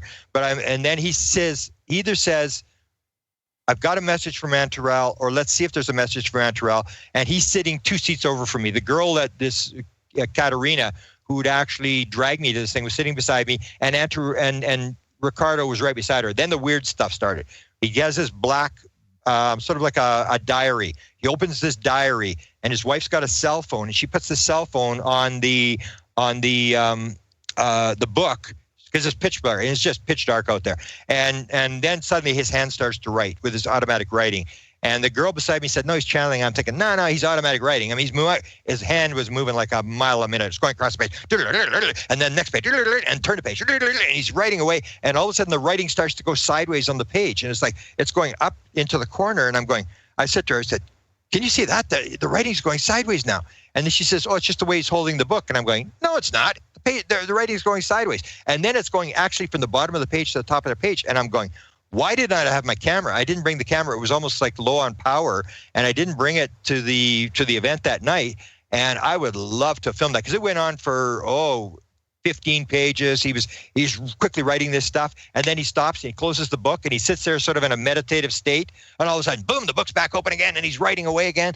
And then there was these 2 messages, one from Antarel and one from this female alien that this woman had seen in the crystal shop in 2016. So there actually was 2 messages, and only I would have picked that up, that he actually stopped, he closed the book between these 2 messages, and he sat there. And so I knew that it made total sense to me when you had these two messages. And the message basically said, we appeared and Grant will see us in the future and he knows that. And then they had the big thing and they said, it's all connected, which is the name of my publishing company. I'm going like, well, did Ricardo know this? I mean, like, this is part of the message. And the other thing was, he's going to put the puzzle pieces together. And to me, that was always the way I described my download experience, that when I had in 2012, the consciousness download experience, was that these puzzle pieces were put together in my head. So I always use the term putting together puzzle pieces.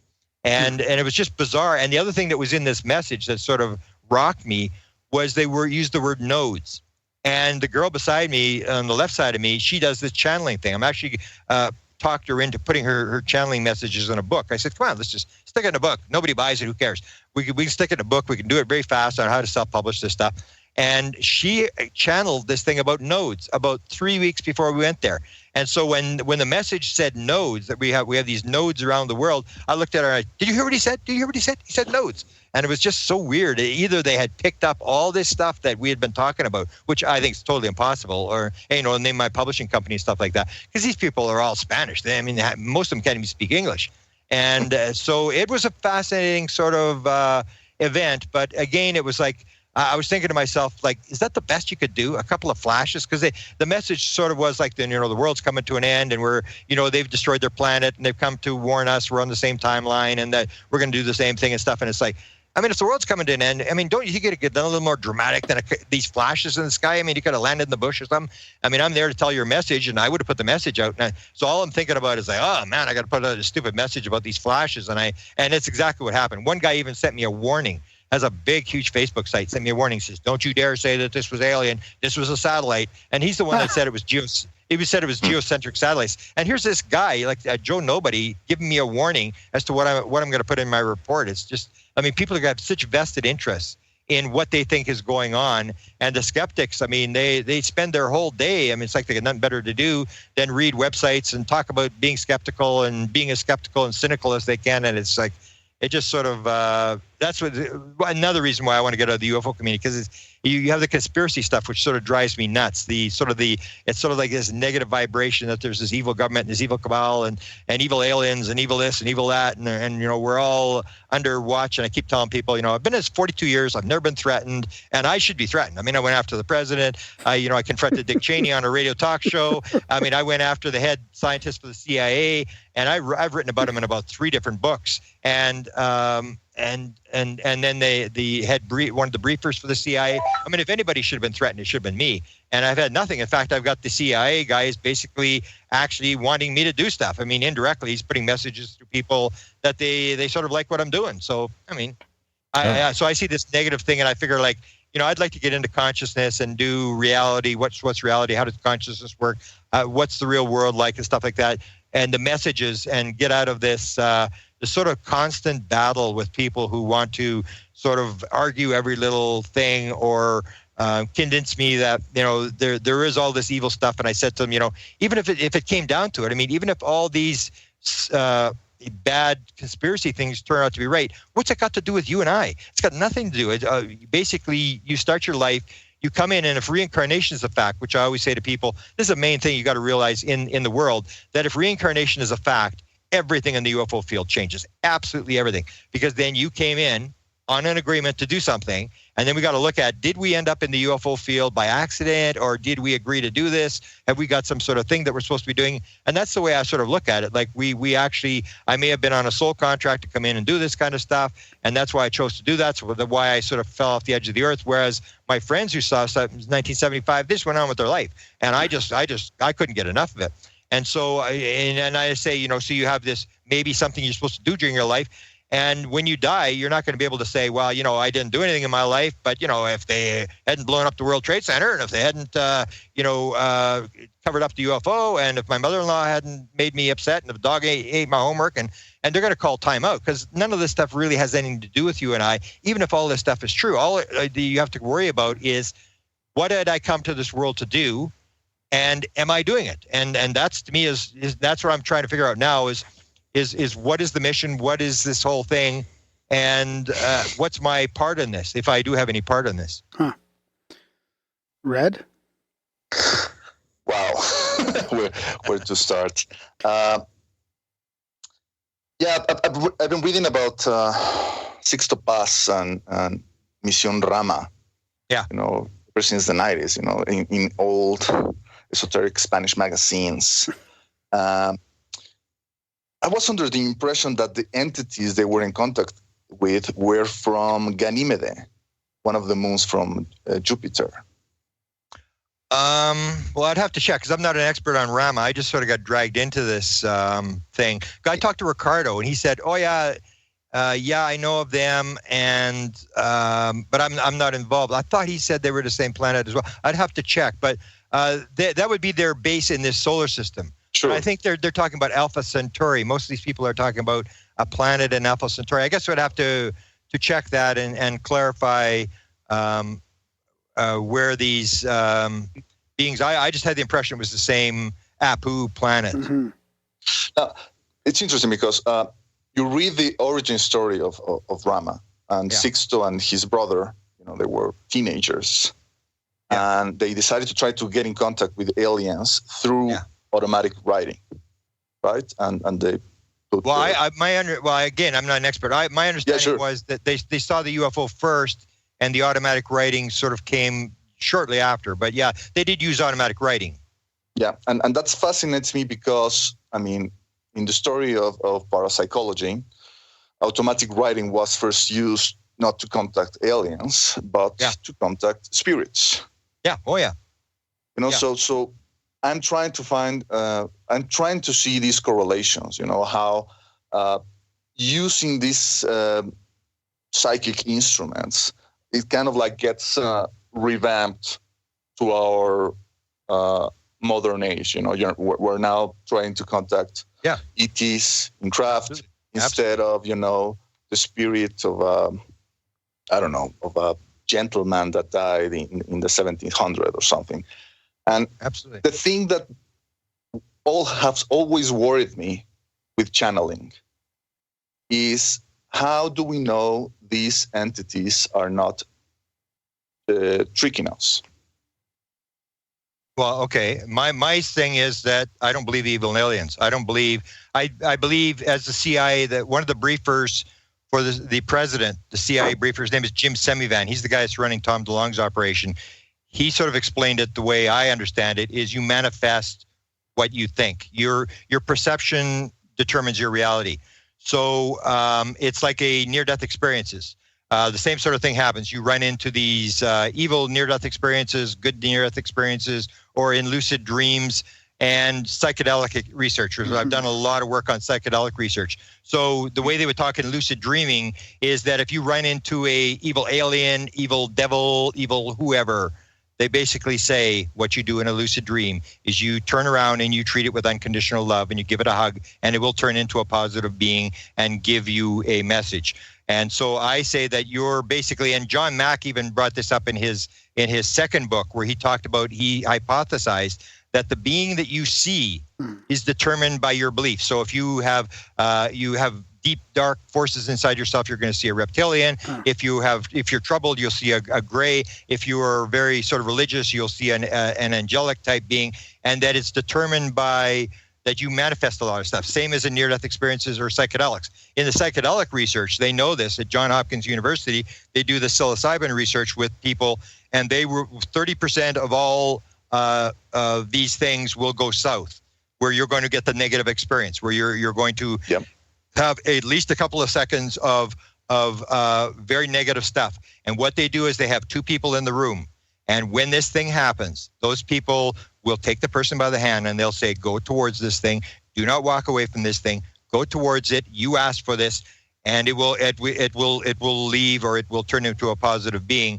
And so you see these similarities across all these different things where I say the ground of being is consciousness, that it's all consciousness.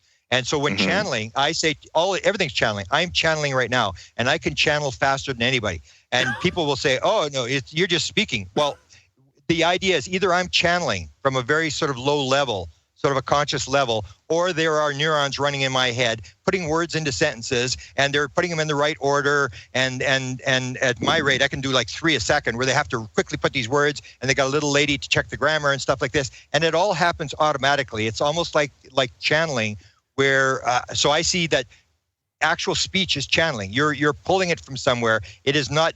It's going through your brain, but it is not your brain. It's not. There's no neurons that are putting words in the sentence. And so then you'd get like channelers who basically have sort of a low level where they're just sort of channeling and they're still awake. And then you have the trance channelers like Edgar Cayce and people like this who don't remember what actually happened in this sort of event. And I think that's just going deeper into consciousness, that the farther you get away from the conscious mind, the better your information will be. And if you take a look at the UFO field, it's the same thing. Whether you're talking these beings, Jacques Vallée brings this up, that if you go back and you look at, maybe it's the fairies, maybe it's the same thing. It's all the same thing. And it's the same phenomena. It's the same entities on the other side in consciousness that are coming back, and they appear as fairies, because then you believe in fairies. Now they're appearing as aliens. Then they're going to appear as anything else. And a lot of experiencers, I've asked them, we're about to publish a book by Nancy Tremaine, and she's in contact with the reptilians. And of course, everybody believes reptilians are these evil, terrible aliens that, are up to no good and stuff. And I asked her directly. I edited her video last night to promote her book. And I said to her, okay, everybody says reptilians are evil. What do you say?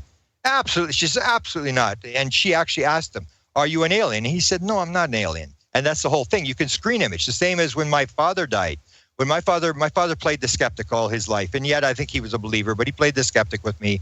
And 2 days before he died, his father comes to him, and my mother, he doesn't tell me because he knows I'm probably going to shove it down his throat, but he tells my mother about it. My mother says, oh, your father was here? Really? What did he have to say? And he died in 1956. And he said, he was just here. That's all you need to know. And so the thing is, if the reincarnation is a fact, then my grandfather lived 1,000 different lives. So why would he come as the grandfather? Why would he come as my father's father? Because if he came as any of the other beings that he had lived in past lives, my father wouldn't have known who he is. So you get this screen imaging thing, and it's all this screen imaging thing. They appear as different things. They appear as owls. They appear as deers. They appear as balls of light. And that's the other thing I talk about when you say, okay, it's an alien. It's an actual flesh and blood alien. And I'm going down the road with Jacques Vallée and saying, I'm going to be very surprised if this turns out to be extraterrestrials and spacecraft. It seems to be much more complex than this in terms of the fact that when you start looking at it, a lot of people will say they actually asked the alien and it wasn't an alien. And I ask every experiencer, and I asked Betty Andreasen, who's probably one of the longest ones to have contact with a being, 1946, and her husband, Bob Luca. I asked both of them the question. I said, Betty, tell me, and Bob, in 1946, you were dealing with this being, and there's always one being that sort of talks to them,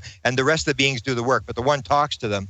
And so I said, I want to ask you a question. Did the alien ever get any older? And every experiencer I've talked to said the same thing. No, but the alien's a long time. They try to justify it. No, the alien never got any older. Betty Andreasen was like a 7-year-old girl. Now she's like almost 80 years old. She went through her whole life, and these aliens, they're always the same. And John Mack actually describes one case where he's talking about the guy, and he said, oh, you saw this alien. Is that the first time you saw the alien? No, I saw him when he was 9 years old. Oh, it's the first time you saw him. No, I saw him when I was 3 years old or whatever. And then he says, is that the first time you saw him? No, I saw him in my last lifetime. And you get this thing where the alien goes through. So the thing is, even with Stephen Greer talks about the one, and a lot of experiencers have talked about this. It starts as a ball of light, and it turns into an alien. So the question is it a ball of light, or is it an alien? And if it's a ball of light, does it have bacon, eggs, toast, and coffee in the morning? The thing is, this may not even be a physical phenomena. It may be a phenomena where these beings are in sort of a higher vibrational frequency where they're not physical. They can come into the physical and take on a physical form, a flesh and blood form, but they can actually move back into that sort of thing. So people will say there's good aliens, bad aliens, good entities, bad entities. And I say that it's basically a manifestation of what you want, that if you believe in those kind of things, or for example, in near-death experiences, people will see Jesus and they'll say, oh, it was Jesus. And I said, well, which Jesus was it? Was it the American Jesus with the blue eyes and the blonde hair, or was it the Middle Eastern Jesus? Or if you have a near-death experience in India, you're going to see a Brahmin, and you're going to see this kind of stuff, that your perception determines what your reality is. And so I think a lot of this stuff is basically manifested, and I believe in the oneness concept. I say that is the number one message that aliens are trying to put out. 54% of all experiencers that have been surveyed by the free survey will say that they were talked about oneness. Oneness is the key. It's all one. That is, and to understand it at the absolute bottom level, that everything is connected, everything is one, and to say, okay, there's one, but then there's this evil stuff outside of oneness. I say, no, it's all still oneness. And I had three big experiences in my life. One was my first UFO experience. One was the 2012 download. And my third was seeing Dr. Michael Newton, who was a clinical psychologist who did 7,000 regressions, and he developed this whole theory about life between lives, where you do these 4-hour-long regressions, take people into the life between lives. And in there, it really goes off the rails in terms of the evil thing, because then you get stuff like Hitler, where Hitler does what he does, and when he steps off the stage, everybody applauds because that was his role.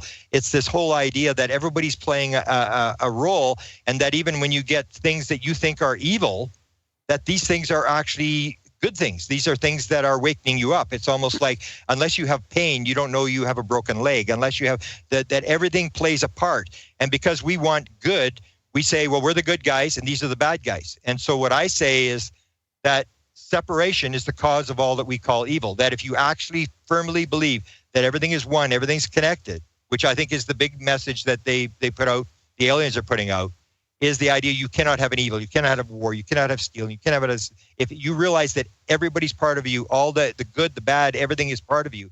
And I can accept, maybe, probably not in a couple of years, but right now I can sort of accept the fact that on an individual level, there's good and evil. But what people usually do is they move it from there, and they say all Jews are bad, all gray aliens, that's Tom DeLonge's whole thing. All gray aliens are evil, and we should use nuclear weapons. We should launch them up into the upper atmosphere and take these evil aliens down. And once you put everybody in a category that all Arabs are evil, and or the Arabs say all Americans are evil, the great Satan, and that you can kill anybody and not worry about it because they're all evil, that's where I think these evil ideas sort of get us going down the wrong path. I think it's all there. And so when I would go into a channeling session or something, I would say to people, don't bother trying to protect me. I don't need the white light. I don't need anything. When I see something in that life and it is evil and it's whatever, I'm going to confront it with absolute love and I'm going to go after it. Or even there's an experiment done, I think it's in Edmonton. There's a woman who does research, and this is with lucid dreaming. And it's got to do with kids who play video games. So you have the evil thing. I mean, is there this evil force that you would run into in your dreams or in this lucid dream state? And what she pointed out was that when kids who do video games get into this state where they run into an evil being in their dream state or whatever, they go, really? There's an evil thing chasing me? Cool. Yeah. Let's kill it. And they turn around, and so it's all attitude. It's sort of like, it depends how you react to what it is. And they use this especially in the lucid dream and the psychedelic stuff. They say, if you run away, you will never get over it. It's like the PSD thing. You've got to face it. You've got to confront it. If you try to run away from it, it's like Carl Jung talked about the shadow. Everybody has these shadow figures, and that they are there to teach you things, to give you lessons, and that if you run away, that's why at John Hopkins they basically grab the person's hand and they say, do not walk away, do not turn around, do not run, go towards this thing and confront it. And that's how they deal with evil in this sort of a dream state. And I say it's all consciousness, it's all the same thing. It's just that we're in a state where we don't believe those things exist. It's all, to me, it's all consciousness. The ground of being is consciousness. A physical particle does not take a position in time and space until there's an observer. So consciousness is primary, matter is secondary, and consciousness is, everything is coming out of consciousness, whether it's good aliens, bad aliens, good things, bad things. It's all a product of consciousness, and all consciousness is one. It's all connected. And that's how they actually get here. There's actually, there's these meetings that take place. I always tell people, send me an email at whitehouseuFO@gmail.com. I'll put you on the list.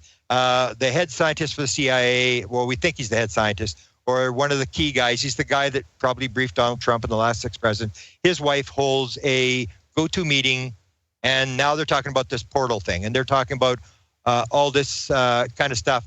And to me, that's the thing that they're going to talk about. I think it's Friday afternoon at 4 o'clock Eastern.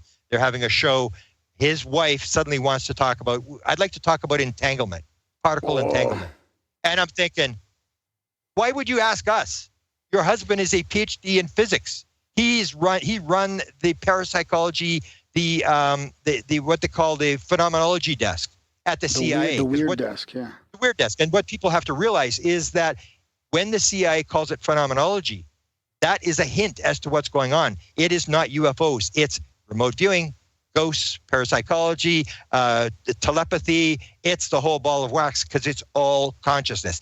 That's the ground of being. It's consciousness. And they know that. And that's why when the Canadian government document said in 1950 that mental phenomena may be involved, the top secret Canadian government document said mental phenomena may be involved in flying saucers. That's when they started the MK Ultra stuff. That's when they started all that because they were trying to figure out how does consciousness work because they had a live alien in 1947. That's how the Americans knew to tell the Canadians in 1950 that mental phenomena was involved.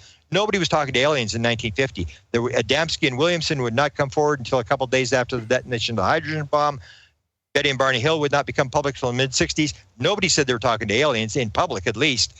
And so therefore, how did they know that mental phenomena was involved? Because they had a live alien. And they knew that the alien is telepathic and it gets in your head. And they went, wow, man, if we could discover how this worked. And so, of course, they threw every dime they had at consciousness, trying to figure out how this thing worked. Because if you can get into the Russian's head and go and tell Putin that he's talking to God and to straighten out your what you're doing and the Americans are great and all this kind of stuff, that would be the ultimate weapon. That's why they spent so much time on MK Ultra. It wasn't so much to brainwash people and stuff like that. It was to understand consciousness and the military applications of consciousness. So consciousness to me is the absolute bottom, and that's how they get here. That's where in these go-to meetings they're trying to get across this idea of portals, that they have these portals, nodes, that there's what, well, portals. They're calling it portals, and that they even go to the fact that Joe Firmage, this .com executive, I don't know if you remember from the 1990s, he was big time into UFOs, sold his company, made hundreds of millions of dollars,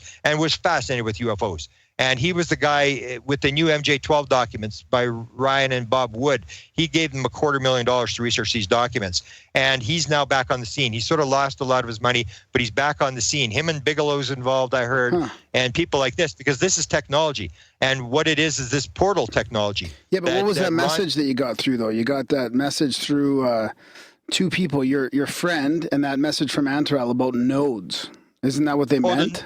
Well, the nodes was in the message, but the nodes were, it's sort of like I thought they were talking about or portals, nodals. I thought they were talking about portals. It could be that because there's certain spots on the world where they will appear, but the way I understand where the Zendra is, they create this Zendra. They create a almost like a bubble in the forest. That's when they describe this mist coming up from the ground, that you're not allowed to let go of people's hands until you enter. Until you cross the mist, because then you're inside the Zendra. It's almost like they create this portal or this sort of a bubble. They call it Zendra, and then they come into this. There's an interaction inside the Zendra between the human beings and the beings. So what I did is I actually asked this question through somebody who was in contact with Ron Pandolfi's wife. Like Ron Pandolfi's wife runs these meetings. So I put the question to. I never directly deal with these people, but I asked the question. Asked the princess whether a Zendra is the same as a portal, because she's putting out the thing that she controls the portal, and they have these portals, and they ask people if they want to volunteer to go through a portal. Wow. And they're talking about this stuff like it's happening. And this is you got to remember, like whatever you believe, whether they're telling the truth or jerking people around, you got to remember that this woman's wife is the guy that runs the weird desk, and he's sitting in the. And he's sitting in the background. Now, he doesn't get involved in the conversation. So she's running this conversation. This is recent? Well, they've done this for about 6 months, and they have a meeting this coming Friday afternoon at 4 o'clock Eastern. Because I bug them. I've been telling people. I say, this is something everybody should watch. I don't really care what you think is going on here. But the fact that this woman... Well, how do you watch it? Well, it's on a go-to meeting.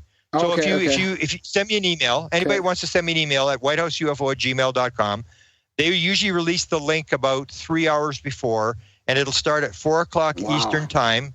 And their conversation this week is on entanglement. Yeah. And so my first question is going to be, your husband's a CIA, top level CIA guy. Why are you asking us? Is this a subtle hint that this might be involved with portals? Because this is the whole thing I kept asking him. Like, how does a portal work? How does Joe Firmage in Salt Lake City have this back engineered portal? Is it a material thing? How does it work?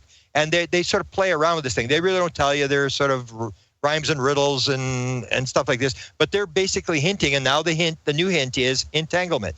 And they talk about these actuators, that there's these actuators that they recovered one from Costa Rica, and they had one that was on an island just off of Georgia. And these actuators, and I asked the guy who put it out, I said, was this coming from Ron at the CIA, or did you think this up? And he said, no, it was me.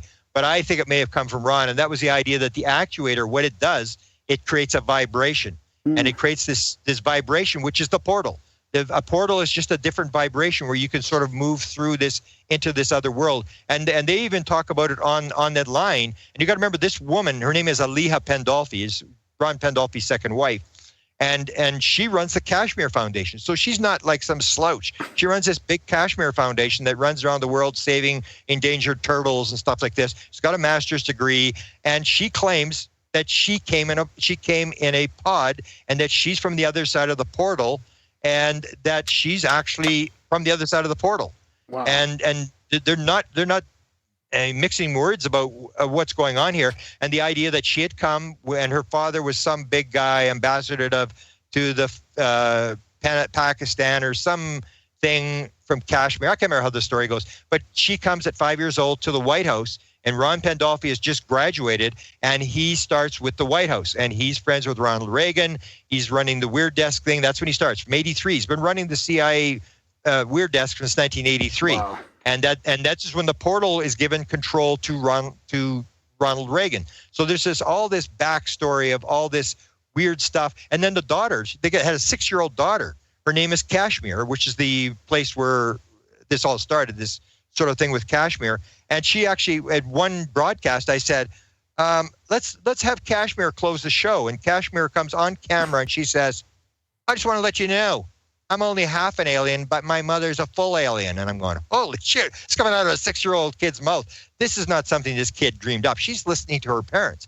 And so if her parents, and the one guy is the guy who briefed Donald Trump and is still a high-level intelligence guy, is saying this kind of stuff, the question is, what are they doing? It's like they're trying to get this idea of the portal out. They're trying to drop this thing. And one of the stories is that Ron, I actually got a phone call. I got a phone call from a guy, is out in public now, so I can basically mention his name. His name is Kevin Alber, and he worked with Gordon Novell with Spielberg in 2012. They were going to do Robert Novell was going to do a sort of a documentary or a film, and he messed it up because he was just a totally crazy guy. And Spielberg was involved in this thing. And so this Kevin Alber guy was working with Novell, and that all fell apart. But he gets contacted by Ron Pandolfi, and Ron Pandolfi wants him to go to Hollywood, and they want to put out a 6-part documentary, not fiction. Ron says, we've had enough fiction, we're going to do a nonfiction. And what they're going to do is a thing on the Avery. Now, if you know my background, I spent a lot of time with Bill Moore. I know a lot about the Avery. I've interacted with a lot of these guys. They're not an evil group working for the government. They're just a bunch of guys who at some point during their career had security clearance and ran up against UFO phenomena. And then they got pulled in by Bob Bigelow for his NIDS group. They got pulled in by John Alexander for his UFO working group. And they got to know each other. And they suddenly realized there's all these other guys who got pieces of the puzzle. And they talk to each other because they're trying to figure out the same as you and I. What the hell's going on? Because they don't have access to a lot of the material. They only had access to a little piece of the story. So these Avery guys, this Kevin Alber guy phones me up and he says, I was told to contact you by U.S. intelligence. I said, come on, I'm a Canadian. Why would U.S. intelligence say to talk to me? And he said, well, you know about the Avery. And then he tells me that Ron has given him the job in Hollywood of getting a documentary on the Avery. And I said, well, he said, I want you to be associate producer or whatever. I said, no, I don't want to be involved. I know how these games work. I don't want to be involved. And he said, you got two options. You can be on the outside and get 10, 15% of the information, or you can be in on the phone calls. You'll know exactly what's happening, what we're going to do, how this thing's going to unfold. Wow. I said, I'll take 10 to 15%. And I did tell him, but I'd rather be a chess player than a chess piece, because I know what happens when you become the chess piece. Then they tell you, you can't say this, you can't say that. I'm the type of guy, I say everything. Anything you tell me is on the record. I mean, I'm not into keeping secrets and stuff. So anyway, and then as it developed, I said, I'll give you whatever you want. I'll talk to you, advise you, whatever, and try to help set up stuff for you. But I just don't want to be involved. And then he suddenly started talking about the fact that they're going to do the portal. And I said, you're going to do the portal? He said, yeah, we're going to do, I think, 4 episodes on the Avery. And they're going to have these guys on camera, guys like John Alexander and all these people. And they're going to go on camera and talk nonfiction. They're going to tell about their life and what happened with UFOs and stuff like that. And then the last 2 episodes are going to be on portals. And I said, okay, so this is nonfiction. You're doing portals. Who's going on camera for the portals? And he said, oh, the princess is. Now I hear that Kevin Albert has actually been to Joe Firmage's house, has actually seen his portal. And Ron Pandolfi told him, don't go through the portal, and that they're training him now to go through this portal. And I actually have, when I do my lectures, I actually show Ron Pandolfi, and one of the few times he ever goes on camera. And he's sitting on a cruise ship. This is December of last year. He's on a cruise ship. And his wife says to him, okay, Footman, that's his code name. Okay, Footman, what do you say? And he says, everybody's always wondered what it's like to go into another world. And then he looks to his right, and there's this guy, but his name is John. He's an ex-Marine. I don't know too much about him, but he seems to be the main guy with the portals. He looks to this guy at his right, John, and he says, the next time John goes to the desert, and this is where this portal is supposed to be, next time John goes to the desert, a few of us here will go with him and into another world, and we'll come back again. And it's like he says this right on camera. So every time I lecture, I play this video of Pandolfi. Just knew we used the word portal, but there's enough backstory that we know the portal is when they're talking about going to the desert and going into another world. And they say it's like a dream world where you need permission from the other side to come through. But this is what they're going to claim, that they're going to drop this in a documentary, this idea that we have portals, which changes everything. Because then it's no longer aliens flying in giant spaceships at the speed of light. Then it's this whole thing, Friday afternoons meeting at 4:00, entanglement, oneness. Everything is connected. The question that Jan Hartson asked Ben Rich in 1994, Ben, how do they get here? How does the propulsion system work? And Ben turns around and says, well, I want to ask you a question. What do you know about ESP? And Jan Hartson says, it means everything in time and space is connected. Everything's one. It's all connected. He said, that's how it works. That is how it works. It's oneness. They're popping in. It's like entanglement. That's where it's almost, to me, it's like a hint. They want us to know entanglement, portals. They're dropping these little hints as to how this thing unfolds. And so to me, it's very important because it shows this primacy of consciousness. It's not a physical world like people think it is. Mm-hmm. Basically, it all breaks down. It's all space. It's all these particles that can come and go. They get created. They get destroyed. You don't get a particle in time and space until there's an observer. Consciousness is primary. And the portal thing will basically verify this whole thing, that the material paradigm is wrong, that it's a conscious paradigm that we have to look at, and that the material world is secondary. Wow. Red? I want to go back to a few of the things that we're saying, and bear in mind that when I mentioned the possible danger of being tricked by the phenomenon, I never said that phenomenon is necessarily evil. You know, I'm agreeing on the fact that, you know, to say that the phenomenon is either good and evil is ascribing a human quality to a non-human, you know, agency. It's kind of like saying that there are bad psychedelics and there are good psychedelics. Yeah. But thinking about, but then again, do you agree that the phenomenon is nevertheless tricksterish in nature? Yes, absolutely, and that's a key part of it. But that could also be consciousness as well. I mean, it could be our lack of coherence in our consciousness. Okay. It could be. So I can see the trickster phenomena because I knew I did a lot of talk with Hansen, the guy who worked on the trickster phenomena, and there is a component to that. But there's also the component about, are they going to actually give you a straight out answer, or are they going to do this? There's an experiment that was done about they do people's intelligence. Then they make them read Kafka stuff, Kafka plays, to totally mess with their minds. and then you retest these people, and their intelligence goes up. So I think a part of that is the idea that they are testing us. They are sort of like running this trick thing where it's not a straight out answer. They're trying to get us to think. They're trying to get us to work through this thing ourselves and come up with the idea ourselves. I totally agree. There's a trickster phenomena to this, but it's not just aliens. A trickster phenomena works in every sort of paranormal phenomena. It's in all this sort of phenomena. But I don't think it's really, I would say that it's more to train us rather than to throw us off the track. Because again, I mean, if you really wanted to throw everybody off the track, you would just shut your mouth and not do anything. I mean, if the spirit is silent, you're not going to learn anything. But if they're tricking you, if they're talking to you, they are giving you an opportunity to learn. True, I agree. And so then we can accept or agree that there is a certain absurdity by which the phenomenon conducts itself. Yeah, but there is a method to the madness. It's an absurdity by design. Maybe, there's part of the testing us. I also speculate whether it's also a way for the phenomenon to have the greatest influence on our culture without upsetting it too much. You know what I mean? Like provoking a change from the bottom up instead of the top down. You know, this is kind of like a grassroots kind of contact. And the only people that maybe are paying attention to it is, outsiders like us, who see, cases that do not make any sense to the people on the top, like, I don't know, Neil deGrasse Tyson or Stephen Hawking, who are saying, oh, how is it that, aliens are only contacting, crackpots and weirdos? Yeah. Although that's kind of changed because now you have people like Bigelow involved and Joe Firmage involved. And according to Tom DeLonge, one of the richest guys in the world. And now I've heard about a new guy. All I know is his first name is Eric, with piles of money, who's now in this sort of thing, that there are some major players who have gotten into the weird game of trying to figure this thing out. It's not just, toothless farmers in Nebraska who are experiencing this now. Okay, so let's talk about Tom DeLonge, because he kind of like became this big figure in the UFO phenomenon in the last couple of years.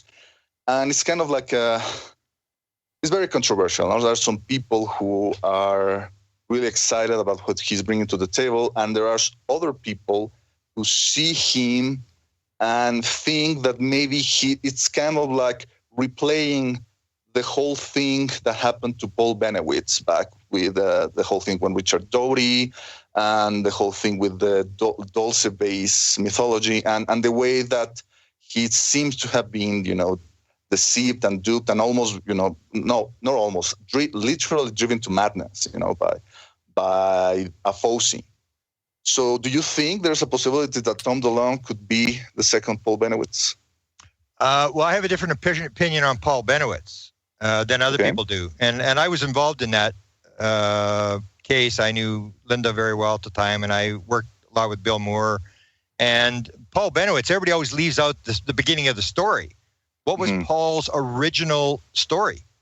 He was seeing UFOs over the Manzano weapons storage area, which was the biggest repository for nuclear weapons in the world.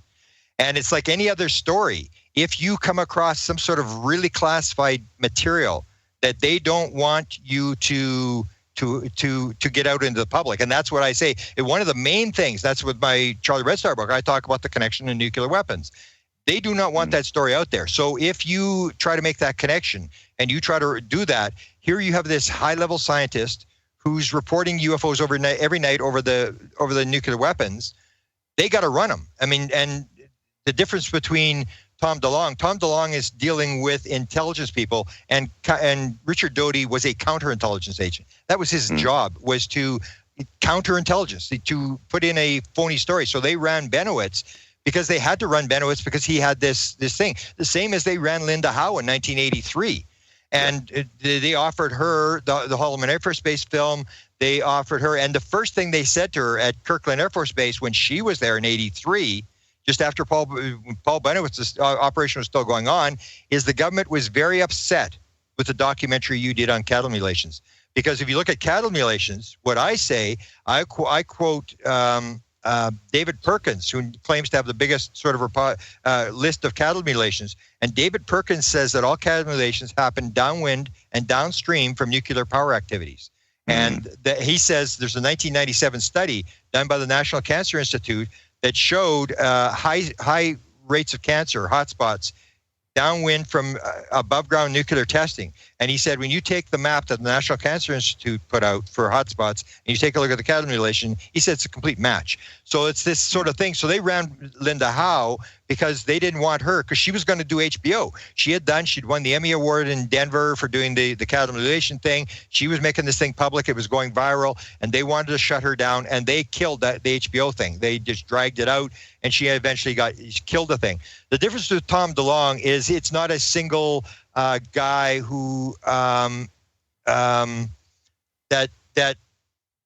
is going to carry a story. He's the way I say it happens is that Tom DeLonge has a big media empire. So he's sold 30 million albums. Every time he tweets, 15,000 retweet, and they set him up.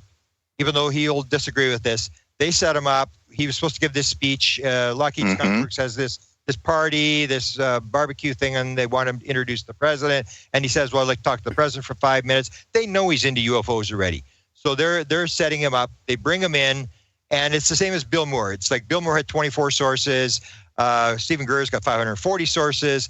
And basically, there's two options the government can do. They can either kill everybody who's doing a UFO story, or they can try to manage the story. The same as they have a guy in Hollywood.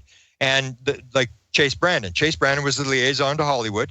And so if they hear you're doing a CIA movie, they say, oh, you're doing a CIA movie. Can I be your friend?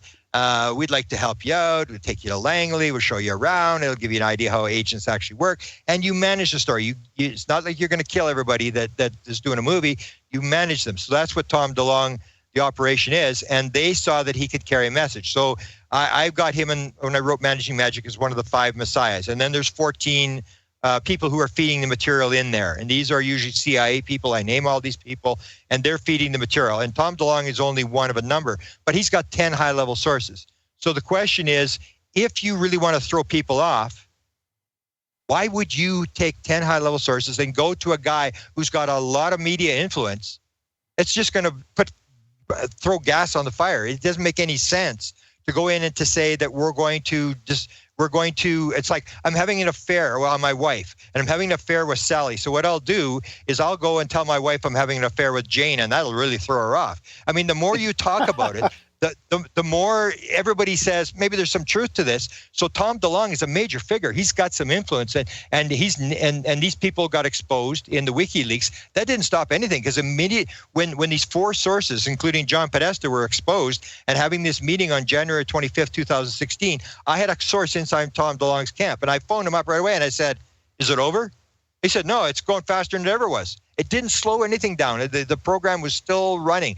It's like they didn't really care that all these names got exposed. And in the end, nobody went after these 2 generals and Robert Weiss at Lockheed. Nobody went after them. Nobody questioned John Leary or John Podesta. We went to 3 reporters. A friend of mine went to the 3 reporters at New York Times with this story about Tom DeLonge and said, Tom DeLonge had this. Here's the meetings. Here's the WikiLeaks thing. They had a meeting on UFO, and all of them said, we'll pass on the story. And these were people who had done UFO stories, and they just said, no, we're going to pass on the story. So nobody followed up on it. So they have this message. They know it's going to get out. And the reason you pick Tom DeLonge is Tom DeLonge's got a bad reputation.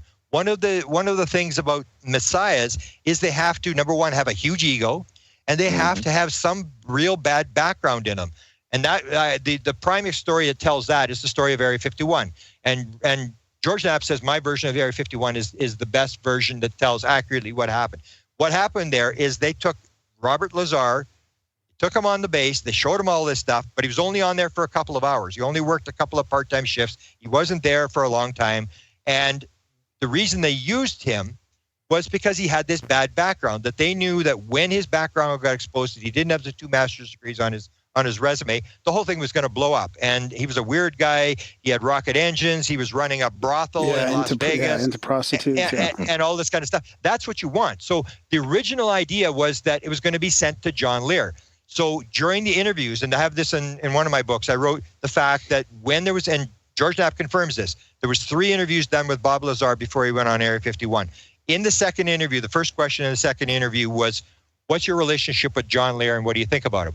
So before he ever went on the base, they knew that he knew John Lear. And John Lear, if you remember back in 1988, you talk about Dulce Base and underground aliens get shootouts with 64 people killed and all this. John Lear was the #1 guy promoting this. And he was a big-time name. His father invented Lear Jet. He had run for Senate in Las Vegas. He was this famous pilot, had 120 aircraft certificates and stuff like that. He was a big name. But he had these weird ideas. When you die, don't go to the light. The aliens, the Greys are going to take your soul and take it to the moon. And he had all these bizarre ideas. He was a nice guy, told the truth, but he was just had wacky ideas. So they wanted John Lear to carry the story. So what they do is they put Bob Lazar on the base, they show him all this stuff, and he goes back the first night, December the 6th, 1988. He goes to John Lear and he says, John, I was on the base. It's for real. And John said he's signing checks. And he goes, is it their stuff or our stuff? And he said, it's theirs. And he goes, well, what the hell are you doing in my house? Get out of here. You know they're going to be watching. You know the place is going to be tapped. Like, what are you doing? Go in there, work for 6 months. Then come tell me what's going on. So, and this was the setup. They wanted John Lear to carry the story. Because like Tom DeLonge, who writes songs about having sex with dogs, you want this guy to carry the story. You want it to all fall apart. Because what's going to happen is they give the story to John Lear. And John Lear actually had the story for 6 months. And he was talking about what was happening on the base. And nobody was listening to him. So John Lear tells the story. We got back-engineered crafts at the base. We've got a live alien, all this kind of stuff. And everybody goes, it's John Lear. Don't listen to John Lear. Who cares about John Lear? It's like Tom DeLonge. Man, the guy's wacko. And don't listen to... And yet the story bounces around and everybody hears the story. And they discount it because of the guy telling the story. But the story gets out. So what happens in the Bob Lazar case is it starts in November when he gets the interviews. He goes on the base in the beginning of December 1988. John Lear's got the story until March of 1989 when... George Knapp has heard the story, still is really not that interested because it's John Lear telling the story, and he's missing a guest. One night, there's no guest on his show, and he phones up John. He says, you got that guy who was working at Area 51, a crazy guy? He says, I need a guest for tonight. Let's put him on. So they backlight him. They call him Dennis. Now it's no longer John Lear, wacko John Lear telling the story. Now it's 24 Emmy Award-winning investigative journalist George Knapp telling the story. And suddenly it just goes absolutely viral around the world. The Japanese are coming. There's buses up in the hills. And Clinton actually has to take a whole bunch of land away to move people from 11 miles to 25 miles because people are now up on top watching everything that's happening in the base. And it all backfired on them because it was supposed to be John Lear carrying the story. And it turns out it's a reputable guy. So that's what they'll do is they'll give it to guys like Bill Moore. They'll sabotage Bill Moore. They'll give it to Tom DeLonge. They'll give it to the number one for Pandolfi, Ron Pandolfi, and his wife is Dan Smith. Well, Dan Smith from 1991 has said he's had a conversation with Ron Pandolfi almost every single day since 1991. He's the best man to a second wedding, godfather to his child, and yet it's all plausible deniability. So what Pandolfi does is he tells him stuff, and he'll only say it one time. And Dan says, either my antenna's up and I hear it, or I don't. And then he blogs it. And he's been blogging for 20 years, and he puts all this stuff in the blogs. Nobody reads it because Dan Smith had a drinking problem. Dan Smith would get on blogs and he would get kicked off, and he was a real. He's apparently got some sort of form of bipolar, autism. Yeah, well, he's Asperger's. Apparently, he may have Asperger's. So he's kind of a strange sort of character, and plus he believes in the end of the world. He's into eschatology, he's into religion, and he's philosophy. He's got 2 master's degrees in physics, but he has this weird aspect. So everybody goes, it's Dan Smith. Like I'll say, go to Open Minds Forum, Dan Smith. He puts all this stuff, what Ron's telling them every day. But you read it, and it's like reading Shakespeare for the first time. And it's like, oh my God. And people go, I can't read this guy. It makes no sense. And if you read it all the time, then you know who the acronyms, because he uses acronyms and code names for people and stuff. And then you start to know what he's talking about, but nobody reads the forum. And so that's how they get the story out, is they use these people like Tom DeLonge to put the story out because it'll bounce around. He's got, apparently last I heard he had raised $200 million. He was going to raise $1 billion.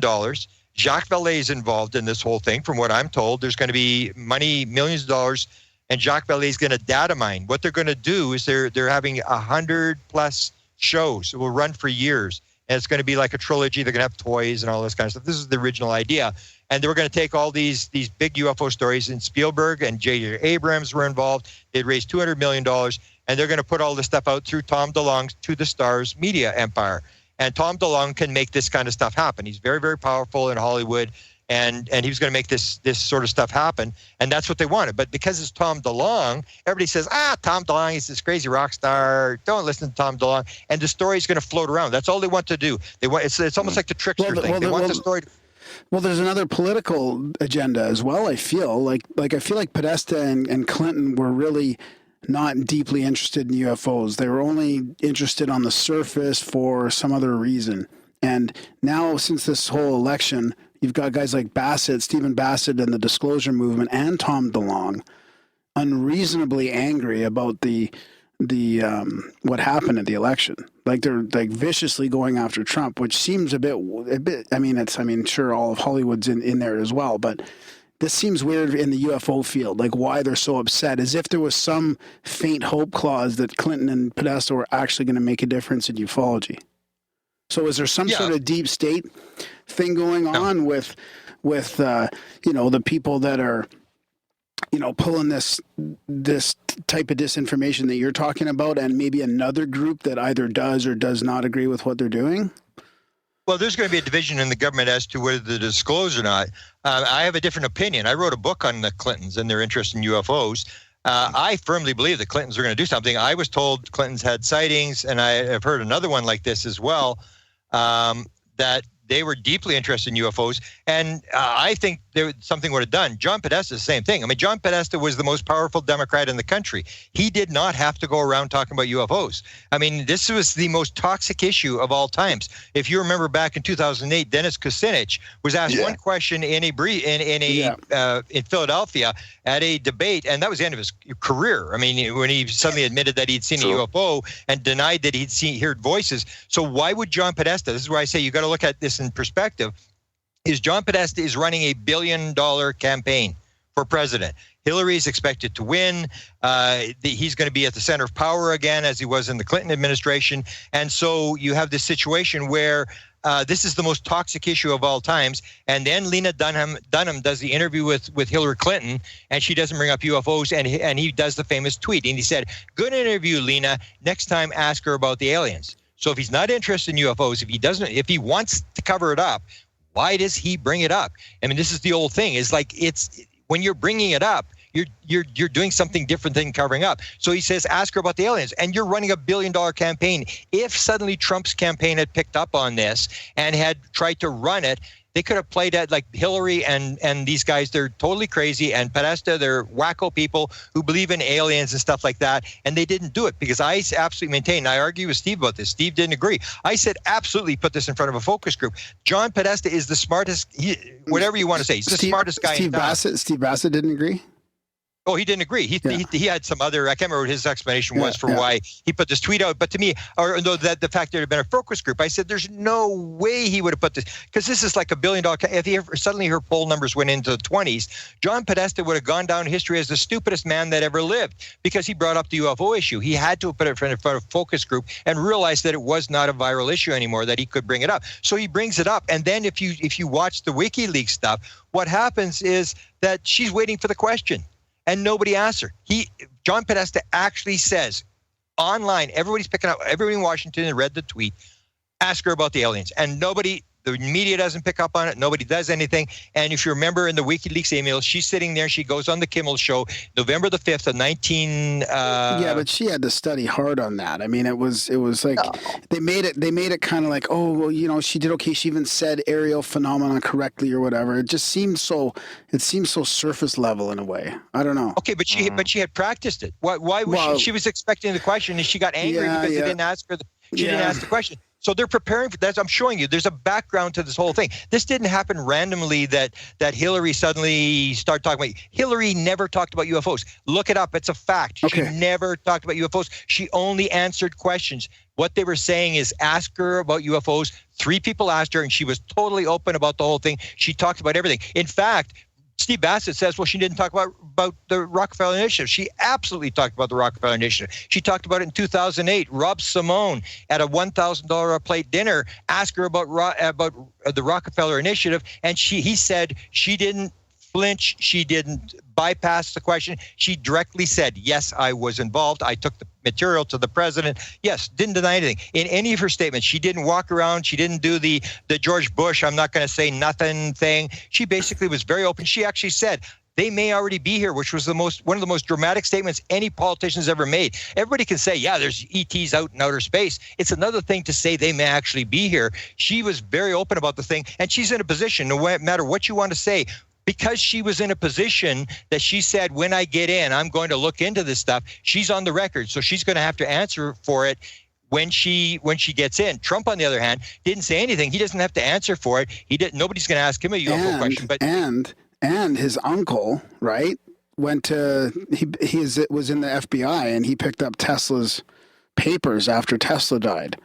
Apparently, his first uncle. So I mean, is the other side of this controlling disclosure so that it doesn't come out, so they can control the narrative and bring, when free energy or some sort of exotic propulsion comes out, that they're in control of that disclosure? Like, I mean, it feels to me like, wouldn't it be the ultimate irony if Trump was an alien?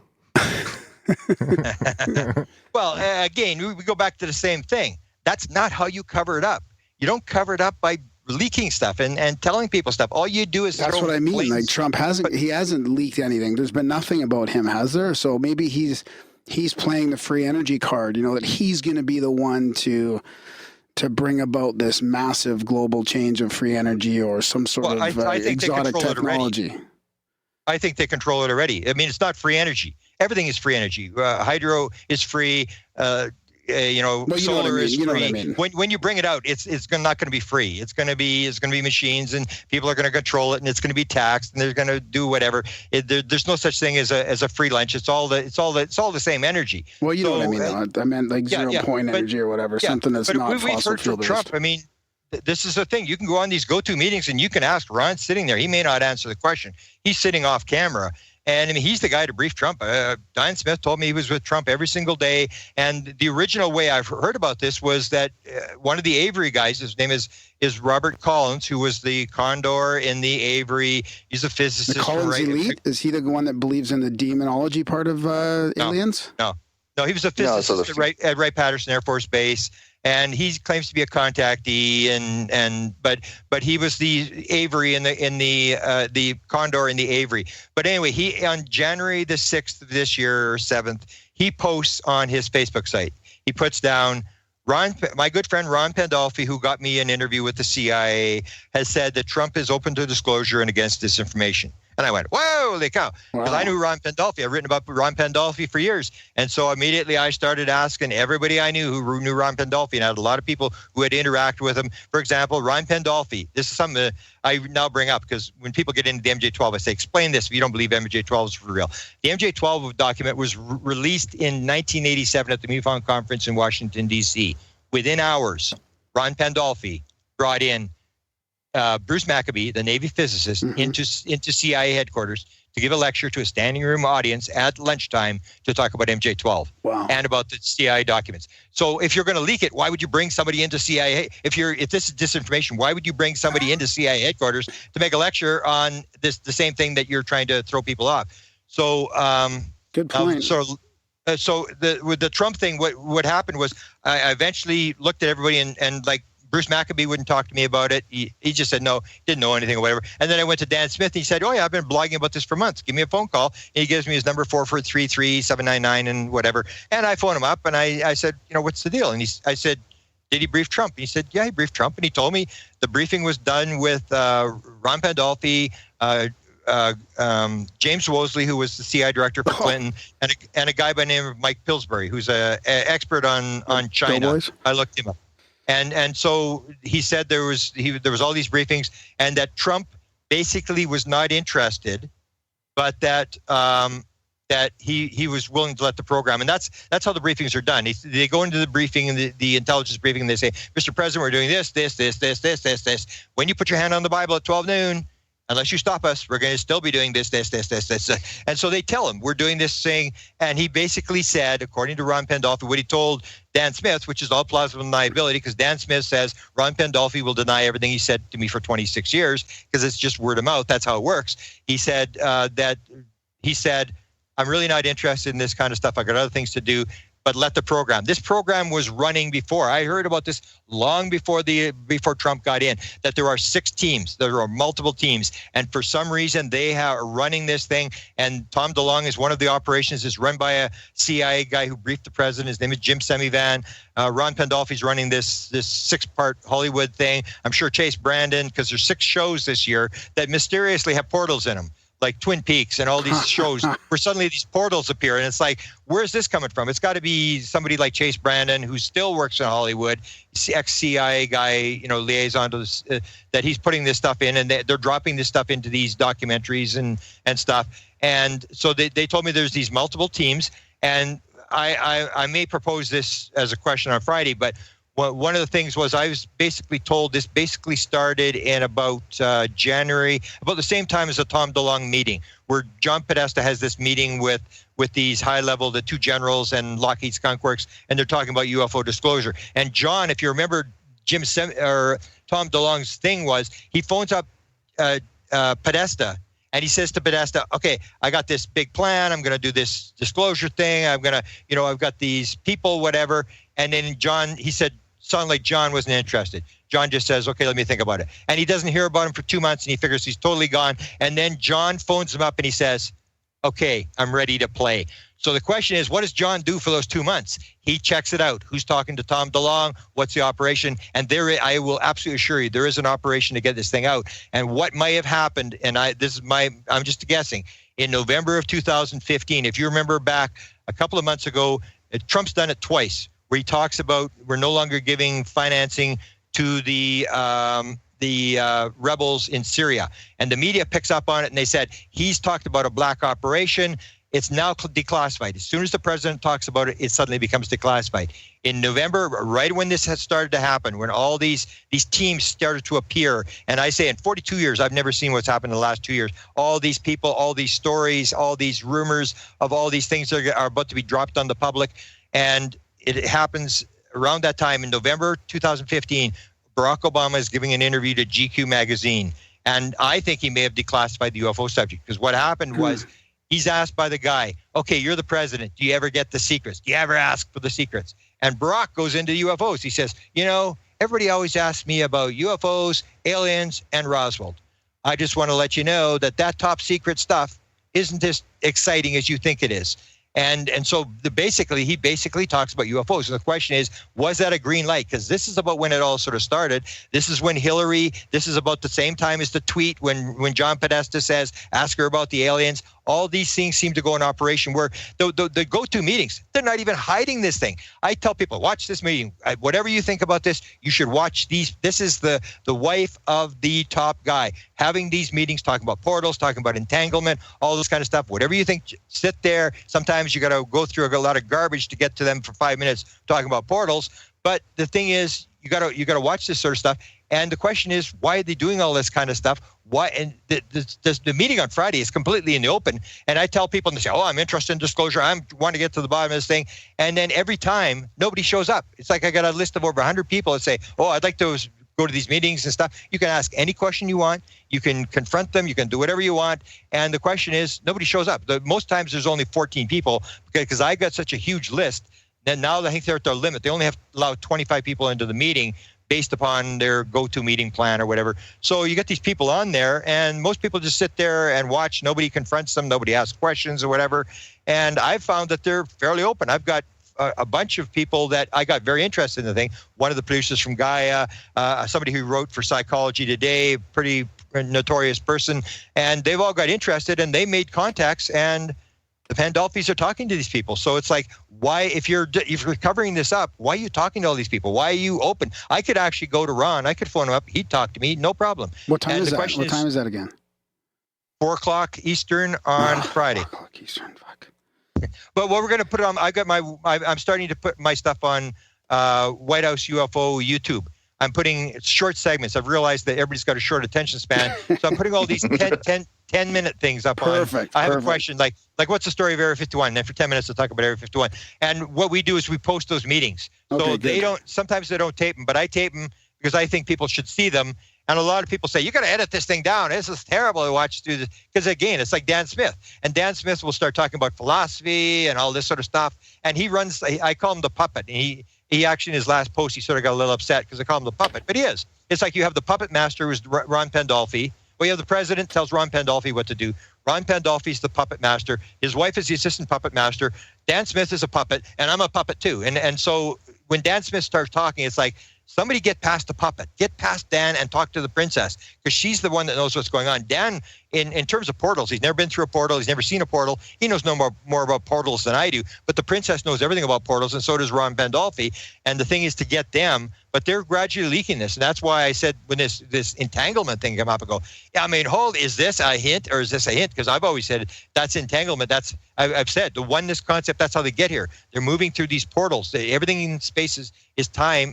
Time and space is connected. It's all one. And they're popping from one part of their universe to the other by going through, knowing how entanglement works. Wow. Red, you want to jump in and make comments on that? No, well, I mean, I think that going with the idea that consciousness is the actual building block of reality instead of, energy and matter, I think is the way in which physics is going to move forward in the next 50 years. Jacques Vallée had a very interesting TEDx presentation in Brussels in 2010, in which he talked about that. And he talked about how all of this is somehow also linked to the phenomenon of synchronicities. I don't know that you guys had this guy. What's the name of this guy who has his theories about synchronicities and precognition? Oh, you put me on the spot. I can't remember. Dan Davidson? No, it's not Dan Davidson. No, Eric Wargo, I think. Eric Wargo. Yeah. Right. Yeah. Yeah, pre-cog. Pre-cog being, all the evidence for pre-cog, and that really a synchronicity is you're picking up on the emotion of that moment instead of actually the synchronicity happening. It's you picking up on that moment, that emotion. Grant, what was the name of this scientist? Was it Dr. Eric Clark? The scientist we dealt with, you mean in the 80s? Yeah. Dr. Eric Walker, former president. Yeah, sorry.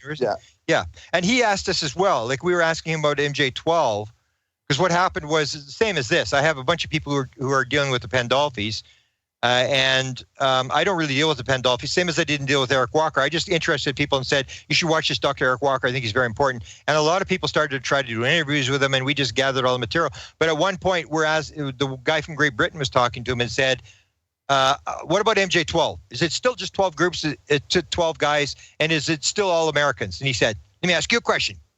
What do you know about ESP? This is 2 years before Ben Rich used that expression. What do you know about ESP? Same thing. And the guy didn't have an answer, so he answered his own question. He said, look, unless you understand about ESP and how it works, you will not be taken in by the control group. Very few people understand how it works. And that goes to this sort of basic thing. And even lately, there's been a confirmation, like Jacques Vallée absolutely talks about the consciousness connection. So does John Alexander. And if you look at the latest book that was released by Annie Jacobson, who wrote the famous book on Area 51, she wrote a book now on phenomena, which is the whole story about the CIA and U.S. government working on paranormal phenomena like ESP, remote viewing. She goes through the remote viewing program, and she interviews all these people for her book. She interviews Jacques Vallée. She interviews Hal Puthoff. She interviews John Alexander. She interviews all these people, and they're all the same people that are in the UFO thing. And Dan Smith and I were sort of laughing. The only person's name that wasn't mentioned in her book was Ron Pandolfi, but all the rest of these clowns, they're all in there. And it's because it's all connected. They're all the same thing. And she's talking about phenomenology, about, this sort of psychic phenomena, remote viewing and stuff. And it's the same players because it's all the same thing. So that's sort of a critical thing that I think when you get on that track, then things start to make sense. Like, how do they go through walls? How can they become a ball and go into a being? And how does this all work? Things start to make sense. And I learned it by accident. Not by accident, by chance. And with this download experience, I never would have been into consciousness. I'd never thought of it. I just, this thing popped into my head during this Colin Andrews lecture, and suddenly it all made sense to me. But I think that's where ufology has to move, and that's why I think the portal idea is so critically important. Rather than, even Jacques Vallée has this important stuff that he does with the metal stuff, which it goes to the fact that this is for real and that this is probably non-human intelligence and there's somebody visiting us and stuff like that. But once you accept that, and I accepted that back in May 1975 because I was right up front and in my face. So I got past that and always wanted to know how does it all fit together and what's the answer to it.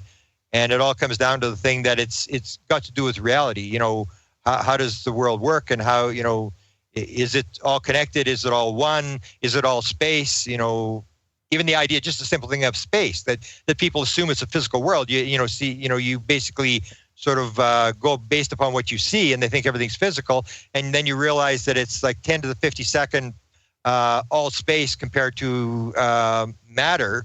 The atom is all space, and then the subatomic particles are all space, and everything's all space. And then you say, well, how hard could it be for a person that's all space to go through a wall that's all space? Well, if you understand how the world actually works, then it starts to make sense. Oh, I see what they're doing. It's like it's not as magical as it looks. They just understand things about how the world works that we don't. Or as Mark Twain says, it ain't the things that you don't know that get you in trouble. It's the things that you believe that just ain't so. Yeah, well said. So what do you see after being involved with the UFO research? And you're not for so many years.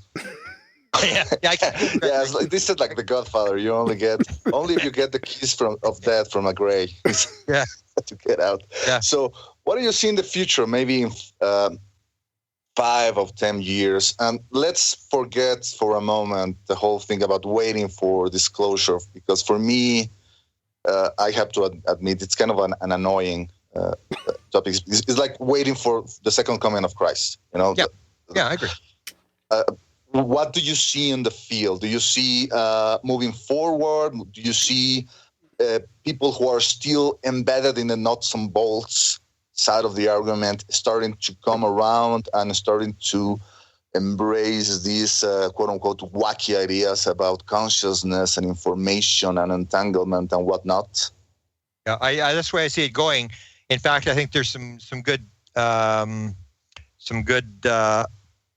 things that show that we're actually getting somewhere. There was a meeting that took place when we were at Shasta. There was a meeting that took place in Arizona. I don't know if you're familiar with it. There was 13 or 19 scientists. I can't remember. Schwartz was one of them. Diana Hennessy Powell was the one I know. She's famous for doing, and she's been involved with the UFO thing. She was famous for doing ESP experiments with autistic kids. She has this one girl, Haley, who hit 162 numbers in a row right in an ESP experiment. And she talked about this meeting that took place in Arizona. This is last month. Where 13 scientists signed a declaration that the materialistic paradigm is dead. Wow. That consciousness is the basis of the universe, and for all different reasons. Not all these people agree for the same reasons, but they basically said, and so when you get these high-level scientists that have moved over to this thing, you can see that it's made, because most scientists won't move. Even if they believe it, they won't move because you're going to lose your grants, you're going to lose your reputation, you're going to lose your job. It's just not a place you want to go. Same as a politician. So you have this move where these people have made this move over. And I think it's going to be like, the way I describe it is, because I do describe the same thing about disclosure. I wrote in Managing Magic, I give the 64 reasons that they've decided not to tell you the truth. And I say that if you got the 64 reasons, if you were the president and I gave you the briefing, you wouldn't disclose either. There's no benefit in disclosing. So what they're doing is they're doing this gradual acclimatization thing. It's going to be like gays. When did gays actually sort of get treated like human beings? When did that sort of change? And you go, well, I don't know when it was, 10 years, 15 years, I don't remember. Or, like when did African-Americans sort of get treated normally? Well, it's that sort of thing where it's sort of gradually happening that people are sort of accepting it.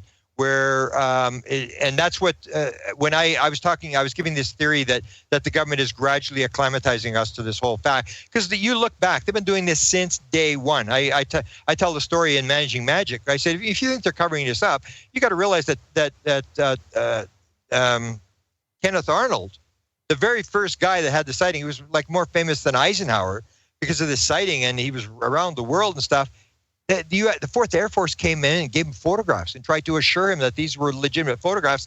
And his daughters come out now with these 8x11 things, look like close-up daylight photographs of flying saucers, where they're giving them this stuff. I mean, if you want to cover up, you're gonna do that kind of stuff. They've been gradually leaking this stuff all the time, based upon the Brookings report. And according to Bigelow, there's a number of groups that have done these studies that basically say you cannot drop this thing on the public. You got to acclimatize people. So they're going to continue to do this acclimatization thing where they drop the portal idea. And then this Friday, they're going to drop the entanglement thing. And they're just sort of floating these ideas, and they're basically indirectly telling you how this thing works, because the president, it's suicide. If the president stands up and makes a statement, I mean, he might as well commit suicide on national TV, because it's over, because there's so many things they can't control, so many things they really... Jim Semivan, for example, the guy who is running the Tom DeLonge operation, John Alexander apparently got a briefing from him, and John, I think, denies this, but got a briefing, and he said, no, this stuff's for real. It's all for real. And John, of course, always says, I've talked to all the 3-letter agencies, and I really don't believe that there's anybody that's... that knows what's going on. And so, of course, he said to Semivan, he said, well, who's running the show then? And Semivan said, they are. And then Semivan told the story about the president being abducted. And the president was the only one that was abducted. They froze a news conference, and the president was taken out of a news conference and then brought back. And then he came and said, I was abducted. And nobody else knew it. It was only the president knew he'd been abducted. And according to Semivan, the reason they did it is the same reason they do all the weird stuff they do, is just to show everybody who's in charge. We're shutting down nuclear weapons. We're starting up nuclear weapons. We're abducting people. We're Secretary General, grab the Secretary General, just to give you an idea. And those kind of things, nobody controls. They can't put the president up to say, they're flying around at will. We can't control them. They're doing all this kind of stuff.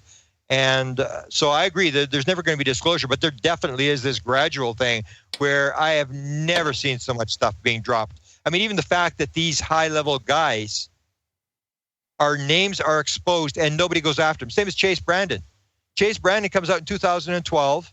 He's the second most powerful guy inside the CIA to talk publicly on behalf of the CIA as liaison to Hollywood. He comes on coast to coast, and in front of millions of people, he said, I just want to let you know that Roswell was real, it was extraterrestrial, and there were bodies. And nobody chases him. Nobody even goes after him. Why even bother with the slow drip of disclosure then and the leakage? I mean, why bother? Is it that karmic thing that we're, sort of like the dark arts, or more of the occult thing, where if you release the karma if you're telling somewhat of the truth, or why? That may be part of it. Yeah, maybe part of it. That's not what I see. The guy before Ron Pandolfi was Kit Green. And Kit Green is mentioned at length. If you look at Annie Jacobson's book, Phenomena, which is on New York Times bestseller list, she has a long interview with Kit Green, and Kit Green actually talks about working with experiencers. He's working with experiencers and with highly psychic people, and they have the same brain patterns, and they have the same marker inside their DNA, and he's very open about this stuff. He's basically saying he's got, I think he told her 70, but I've heard as many as 100 people. And I know some of the people that are like the two guys from Reynolds from Forest are part of people who've been injured by UFOs. And they've all been through, Kit Green has done their DNA and done all this kind of stuff. And he's on the record that he's doing this. So they asked Kit Green, there was the guy who wrote, what was the book called? The Mirage Men.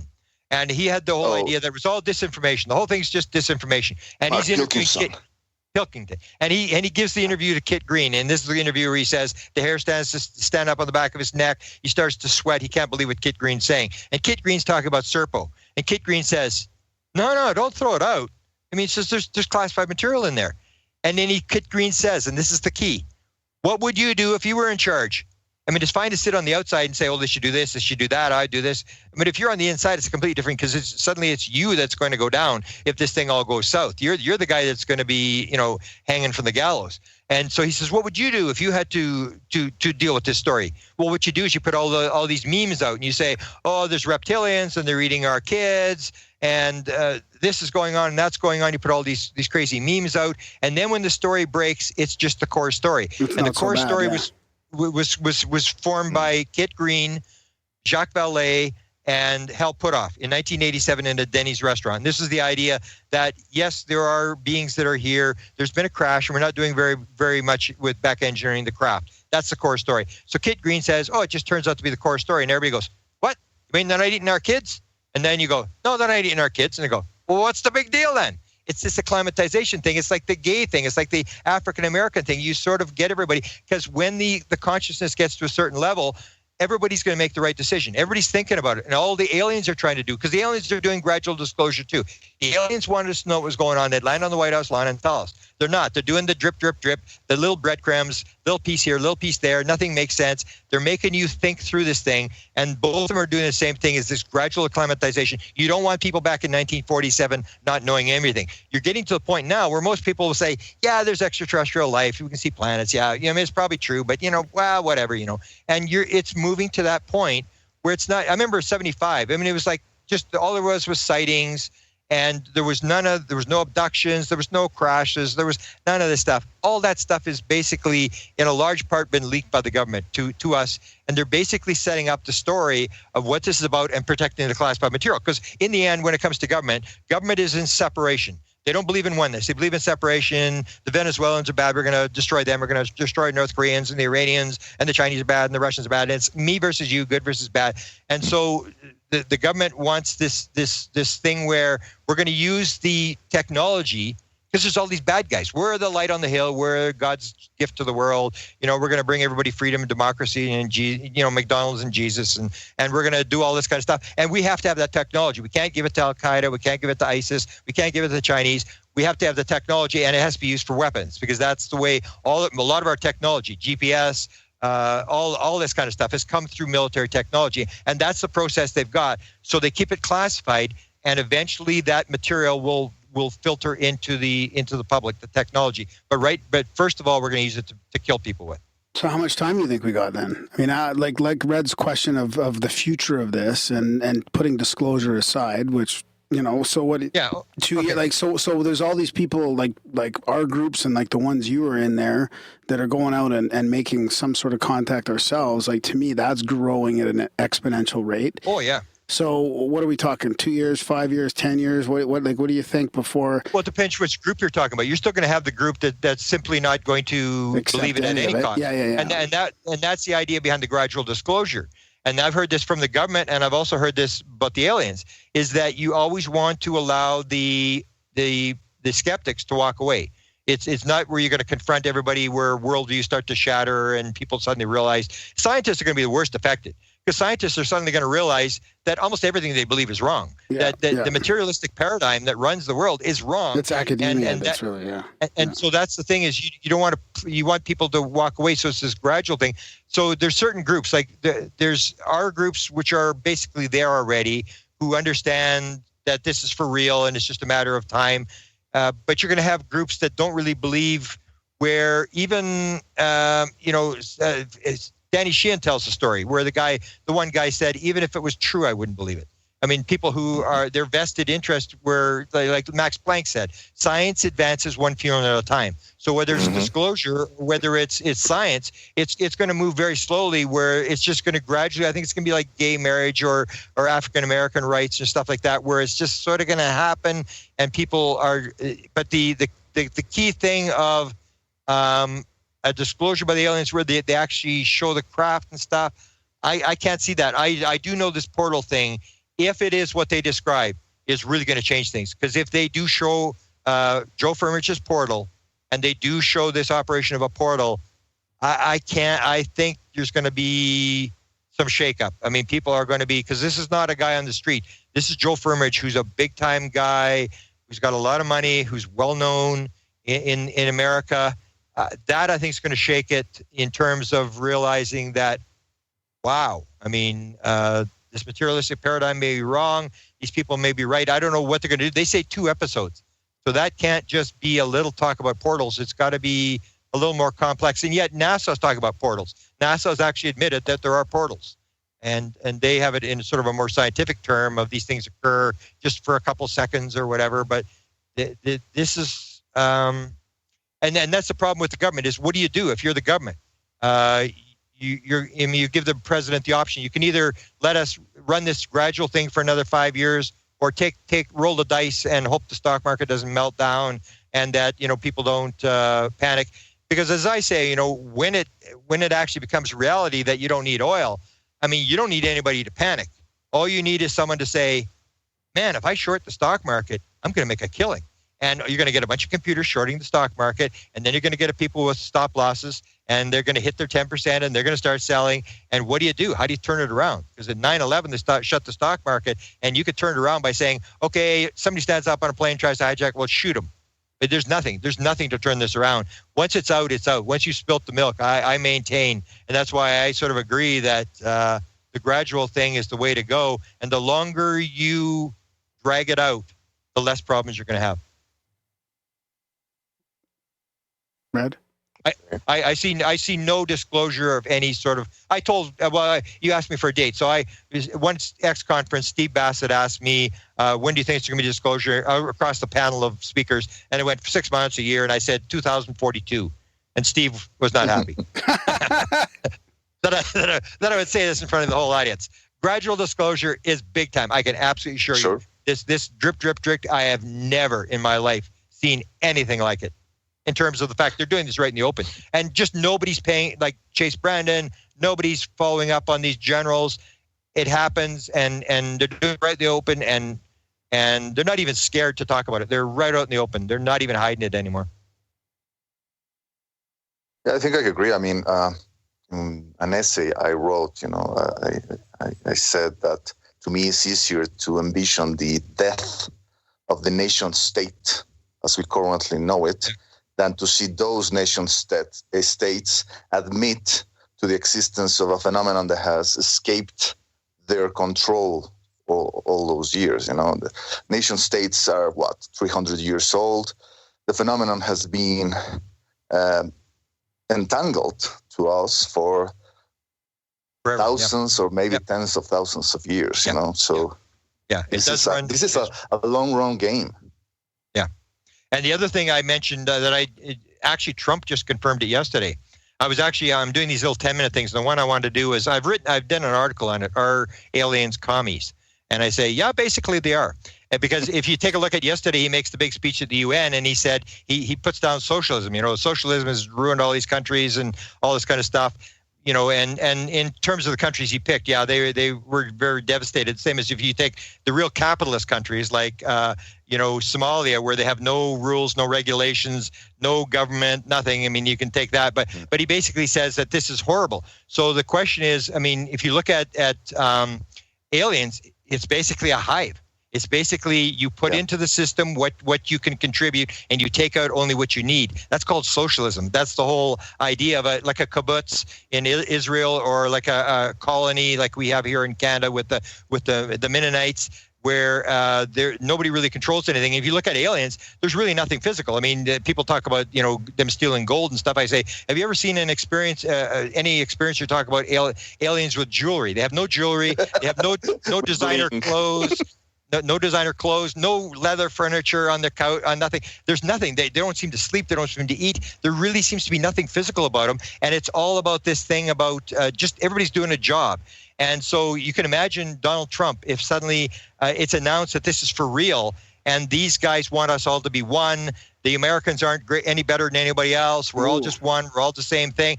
I mean, nationalism is the last refuge of scoundrels. There's no way the United States is going to give up the fact that we are just another human being, and that the aliens are better than us, and that we should all share. And because the way it works now, instead of the hive, it works on the capitalist model. It's rape, pillage, kill, and steal.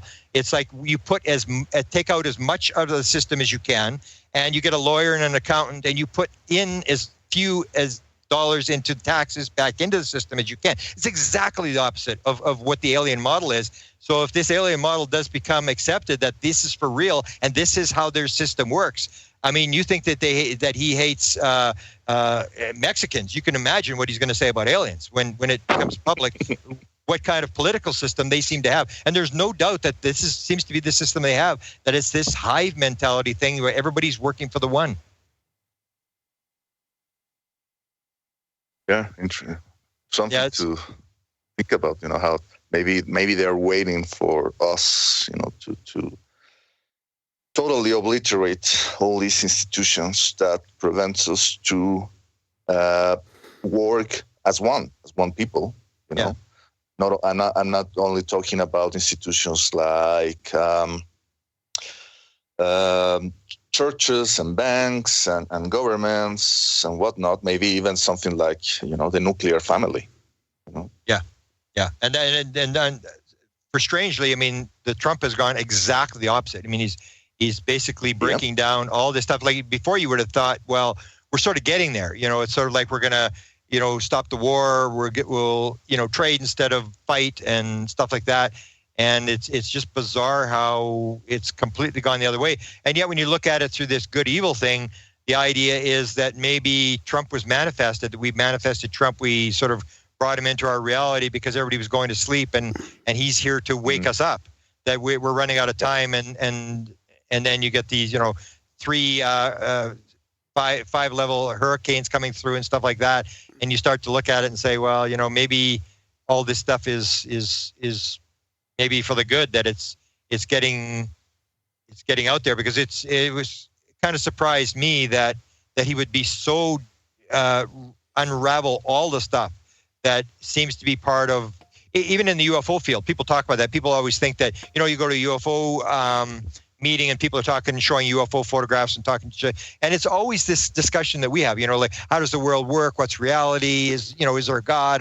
It goes down to the basic reality of what's actually going on, that the UFO phenomena forces you to think about life, that you realize that we don't really, it's not a simple life like we think it is. It's more complex, and you start thinking like, well, what is really going on? Like, what is actually, where do we come from? Where are we going? And what's this UFO thing? So in that way, I'm always glad that I was involved in the field. Yeah, it's like what you said. I think you wrote it in one of the books you signed for me or something about if UFOs was the sporting event or whatever, we're living at the Super Bowl, or you really make that Super Bowl of all stories, and people sort of forget that all the time. But I mean, I also think with Trump and the globalist thing is, I used to be more of, at heart, more of a socialist or globalist, and I used to think that nationalism was sort of, out of touch. But I mean, after learning about how the globalist thing is working and some of the intentions behind it, it doesn't seem genuine. So, I mean, maybe we need to revamp this whole thing and get to more of a, maybe that's what's happening here. And it's tearing down the system. It's like, well, it shouldn't work either way. It's got to work a better way where, we can be, national if we want and global at the same time, instead of funneling funds through, NGOs and all these other, there's so much money laundering going on with the globalist system as it is right now. Like, that's not healthy either. Although they're going to get it replacing. Yeah, go ahead. Yeah, replacing nationalism for corporativism is definitely not the idea. Right. Getting rid of nation states in order to only have multinational corporations that can do whatever they please. That's definitely not the way that globalism should be built. Yeah. And speaking of which, Grant, do you think that private corporations are involved in all of this? Oh, absolutely. Oh, for sure. That's what they've done. Like, Ron Pandolfi was the guy that shut down the remote viewing program in 1995. But what I say, what they're doing, same with the Blue Book, is what you're doing is moving it from the white world to the black world. And the black world is all run by contractors, because you don't have to file the documents that you do when you're government. And so you run it through giant corporations. And that's the way they've done it almost since World War II, is that you get these corporations that control the stuff, and they produce the military technology, and then they gradually, as well spin out the civilian technology. So that's the system they've used, and absolutely that it's all controlled, like Lockheed Skunk Works. But people think that Lockheed Skunk Works, like these guys are running the president. And the key thing about Trump that shows that I say to people, I mean, if you think the president isn't running the show, do you actually think that Donald Trump is reporting to a cabal, that, you know, he's saluting to someone else? I mean, you take a look at Lockheed Skunk Works, the supposedly back engineer flying saucers. I mean, he got upset at him one day and tweeted, you know, that they're ripping people off to the F-35, and their stock went up $4 billion in 2 days. I mean, he could just take these people off the map. He's got so much power.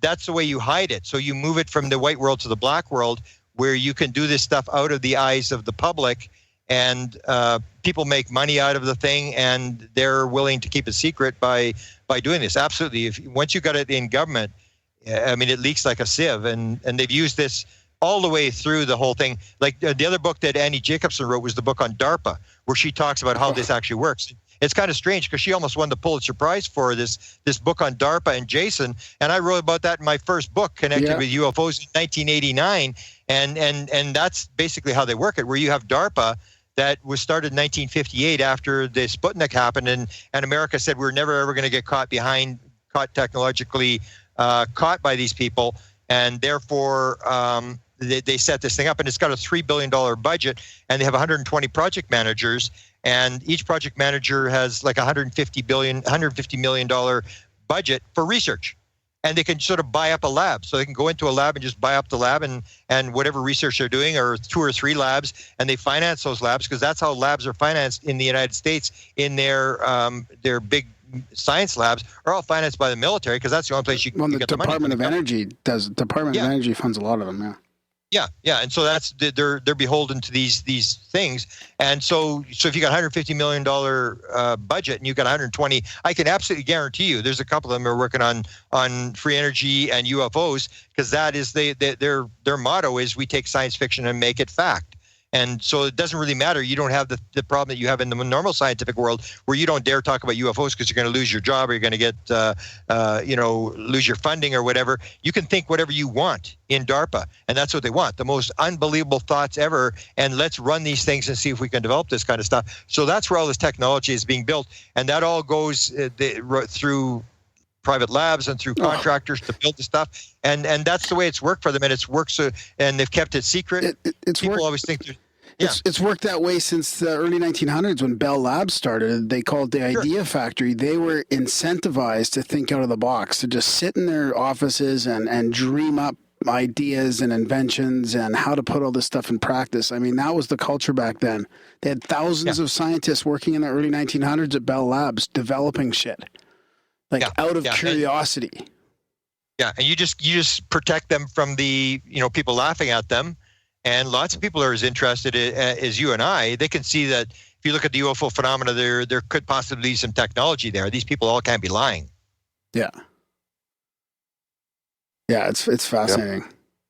Yeah. It is, as I tell people, it is the biggest, if you understand what's going on, this is the biggest story of all times. And I always use the Wayne Dyer thing. I try to say thank you 3 times every day that I got to play in this story, rather than being some untouchable in the streets of Calcutta looking for something valuable enough to sell for food for tomorrow. I got to play in the biggest story of all times. And I think this is absolutely fantastic story, connected to the other stories that I think are very important, like lucid dreaming and the idea of consciousness, that this is the future of everything that is. It's just, you'll start to understand how the world actually works.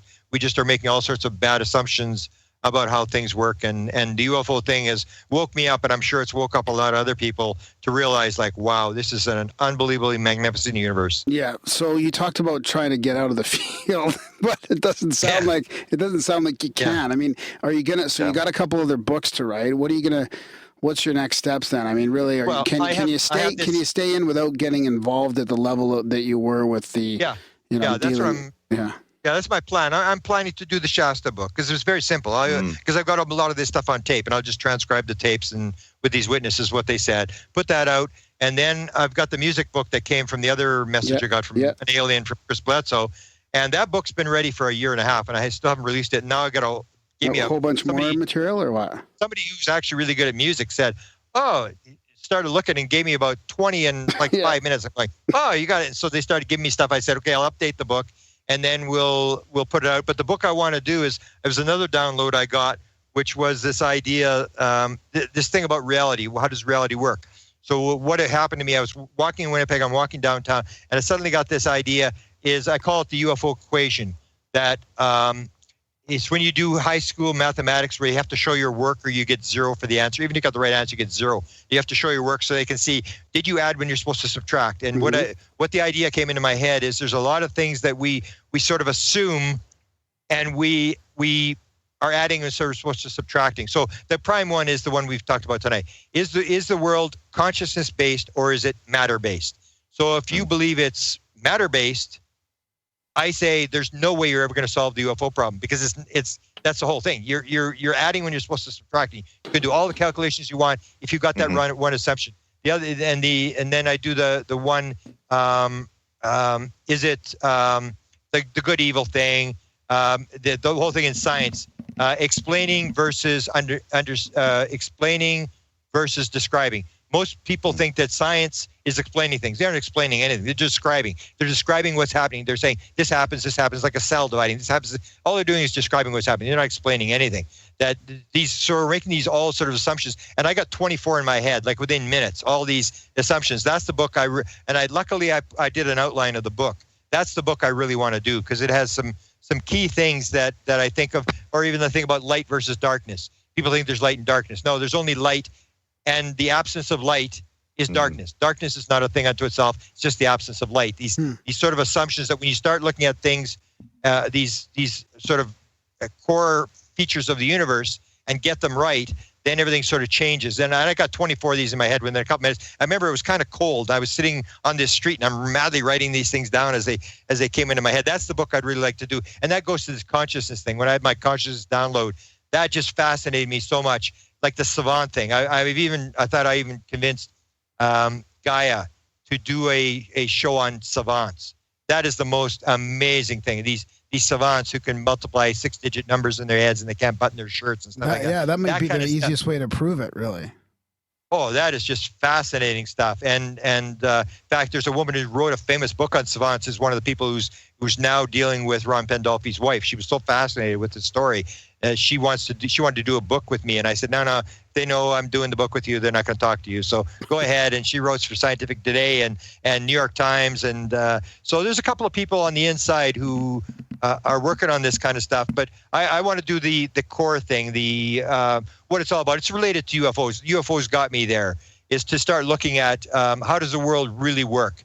And because we basically, most people grow up and like you go to university. Why do you go to university? Not to learn stuff, because you need the piece of paper because you're going to make more money if you got a law degree or a PhD. And all you do is like you repeat what they tell you to repeat. Nobody's really thinking. Nobody's really doing any analysis. So we've come on to a lot of stuff that isn't true, that's taught to us, and everybody just sort of accepts it. And some of these just popped into my head as we got this wrong, almost like the Mark Twain. It's not the things that you don't know that kill you. It's the things you assume that are true that just ain't so. Yeah. And that's the book I'd really like to work on. But again, as I say, like every time I try to get out, like the Hillary Clinton book, I got dragged back in. I was out, and then Hillary Clinton started talking about UFOs, and I had written like 60 or 70 pages on the Clintons and their involvement. So I did the Hillary Clinton book, thought I was out. And then, I got dragged in on the, when Tom DeLonge, because Tom DeLonge started talking about evil aliens. And I said, well, somebody's got to put the opposite story. I mean, if he puts out this thing and he's got all this power, everybody's going to believe aliens are evil and we're going to start launching nuclear weapons and stuff like this. And somebody's got to tell the other side of the story. Plus, I've seen it before. And that was the book. Is every year they've done this. Tom DeLonge, Walt Disney, Robert Emenegger, the Avery, they've done it over and over. They just keep playing the same story again, Chase Brandon, and it goes over and over again. And I said, I want to put them all in a book so everybody can actually look 1947, 1948, 1949. Wow. And you start looking and going like, oh, yeah, they are doing this every year. This is the same story. And the story gets out, it floats around, and then somebody yells, hoax, or Tom DeLonge's an idiot, or John Lear's an idiot, and everybody runs for the hills. Yeah, Area 51's a hoax. And as I point out in my lecture, Area 51 was on a flow chart in 1988, long before Area 51 broke. It was on the UFO Cover-Up Live documentary on a flow chart. And the same as the Parapsychology Research Unit under the DIA was on that flow chart in 1988. It was not declassified till 1995. So you can clearly see that they're leaking this kind of stuff, putting it out as they do with every other story. That's that they've leaked stories on everything else. It's the old idea that they tell the story, and it's like the victors write the history. So it's going to be their version. They know history's got to be written, and they want to write their version of history, how it all unfolded. Yeah. Wow, that's interesting. So, Red, do you have any last questions for Grant before we sort of start wrapping this up? I think the only question remaining is what brand of coffee do you buy, Grant? Because my God, I mean, we've been talking for 2.5 hours, and it feels like it's mind blowing. It's mind blowing. Well, that's why I say, like, when I got these 7-minute interviews, it's like, oh, give me a break. I drink McDonald's coffee. I make jokes. Me and Chris Bledsoe, the experiencer, we have this thing. We spend 3 times a day going to McDonald's drinking coffee. So that's the coffee I drink. No, I mean, I really appreciate you going around to all, talking about your experiences and then getting into the, the government stuff again and the consciousness aspect. Like it's really a wealth of information, and it covers all the different areas. Yeah, it has been numerous different things. And that's why I feel privileged that I sort of got to do this, because almost everything that I did, I never decided to do it. I mean, the music book came from Chris Bledsoe phoning me up and saying, the aliens have a message for you, the messages in the music. And the Clinton book happened because, I had done the Clinton thing, and she started talking. And the Shasta thing happened because I happened to be going, and this phone call came across on the cell phone in the middle of Nevada. Everything, my initial sighting. I mean, I didn't want to see a UFO. I had no intention of seeing a UFO. And the thing flies right in front of the car. And I'm going like, what's the chances this thing would fly right in front of the car? It was almost like, we need you to hear. We need you to do it. Because I didn't go out, and then they get caught on the ground and allow a TV crew to catch them jumping off the ground. And so it's never been something I decided. The download experience, I was listening to Colin Andrews, and I was thinking about going across the river to Bullhead City to go to the library. I wasn't even paying attention to the lecture, and it was this zoning out thing. It's like shutting the left brain down, and suddenly you pop into the other form of consciousness. This sort of collective consciousness. The relaxation response, Yeah, and you pop in there, and it's like experiencers. 40% of all experiencers say at some point during their experience they had the answer to everything in the universe. It's that idea that everything is out there, and it's just how can you hack the computer? How can you get the password to get on the computer and get the answer? And that's where the UFO thing is. They've allowed people into this world and downloading stuff into people that this material is all out there, and there's a way to get it. But I never, almost anything I did, I never intended to do it. I was dragged into one rabbit hole after another. Yeah, wow. I mean, I know what you mean. I had my life-changing UFO experience. I got in contact with a couple of the ladies that I was with at the time, and it didn't even faze them. They were like, wow, we just chalked it up to too many beers or something like that. And they just forgot all about it. And I was just blown away. So it was really interesting for me to make that contact 20-something years later. And it's a completely different experience. Yeah. Yeah. It's almost like the obsession, where it's almost like that may be part of the plan, that people are in this field. It's like we always made the joke, because I've been in it for 42 years. And I remember people would quit, and they'd say, oh, this guy quit. And we'd all go, don't worry, he'll be back. It's like everybody comes back. And it's true. It's like this obsession that you can't, and everybody has their family doesn't really believe them. Their friends really laugh at them and stuff like that.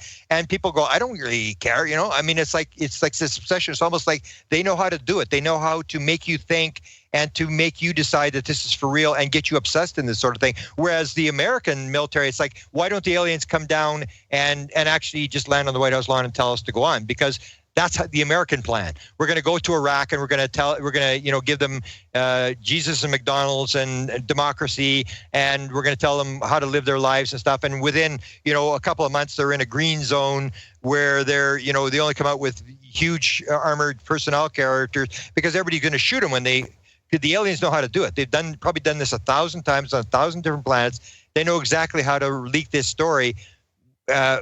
Whereas we think that we just go in there and tell everybody how to live their lives. And that's why I would say to people, why the aliens don't come? Because they're not Santa Claus. They're doing something different. They're not here to give us anything or to, whatever. They're here it's all messaging. And it's indirect messaging, and it's making people obsessed with the thing. And you and I and all these people are the people who are carrying the message. For whatever reason we got dragged into it, we can't let it go, and we are the people who are raising the consciousness of the world. And when the consciousness gets high enough, then everybody's going to suddenly decide, yeah, this is pretty much for real, and everybody's going to go along with it. It's a gradual acclimatization, gradual acclimatization. Yep. Wow. So I guess, Grant, thanks for coming on. And do you want to just mention again how people can contact you and stuff like that? Just at the end of the show here, White House. What was it? White House UFO. Yep. At gmail.com. Okay. And there's a meeting Friday. I'll probably be sending out the. They only announced the link a couple hours before. I don't know why they do that. Everything seems to have a sort of a weird plan to what they're doing, because it doesn't seem to be the way to advertise, to release the link about 3 hours before. So if they give me that, I'll give them that, and I'll actually update them on this disclosure, because I mean, 2 weeks ago they lost the portal. Now Ron Pandolfi's wife is, what I'm told, yesterday by Dan, and I got the country confirmed by a friend who's in contact, is in Switzerland at this very moment, helping the Swiss to initiate a portal. Wow. So this is the kind of stuff. I mean, you can't make this stuff up. It's like science fiction. Oh yeah, it's unbelievable. And they're doing this thing, and they're doing this thing right in the open. You can go on to these meetings, and you can ask her, were you in Switzerland doing a portal? Now, she may answer it, she may not. But this is the kind of stuff they're leaking, and it's just like, whether it's true or not, it's just so bizarre. It's like, and especially when you realize who these people are. They're not, some woman in, downtown, New York City. Sedona or something, yeah. Yeah. I mean, these are people in Washington, D.C. So, is this every Friday then? Because this isn't going to come out. This isn't going to come. This is going to come out after this Friday's one. So. Yeah. Well, the people that want can get the link from me. Yeah. Okay. And they can attend. But I'm going to put on my White House UFO YouTube channel. Right. Okay. After. Okay. I'll post what happens there. Sometimes they're kind of boring meetings. Or the last meeting they got into, people were talking about their UFO sightings and stuff, and I'm going like, come on, I've got all these first-time people that I've talked these people into coming. This is the greatest thing. And quit goofing around. Quit, doing all this. Get to the portals. So I think, get to the portals.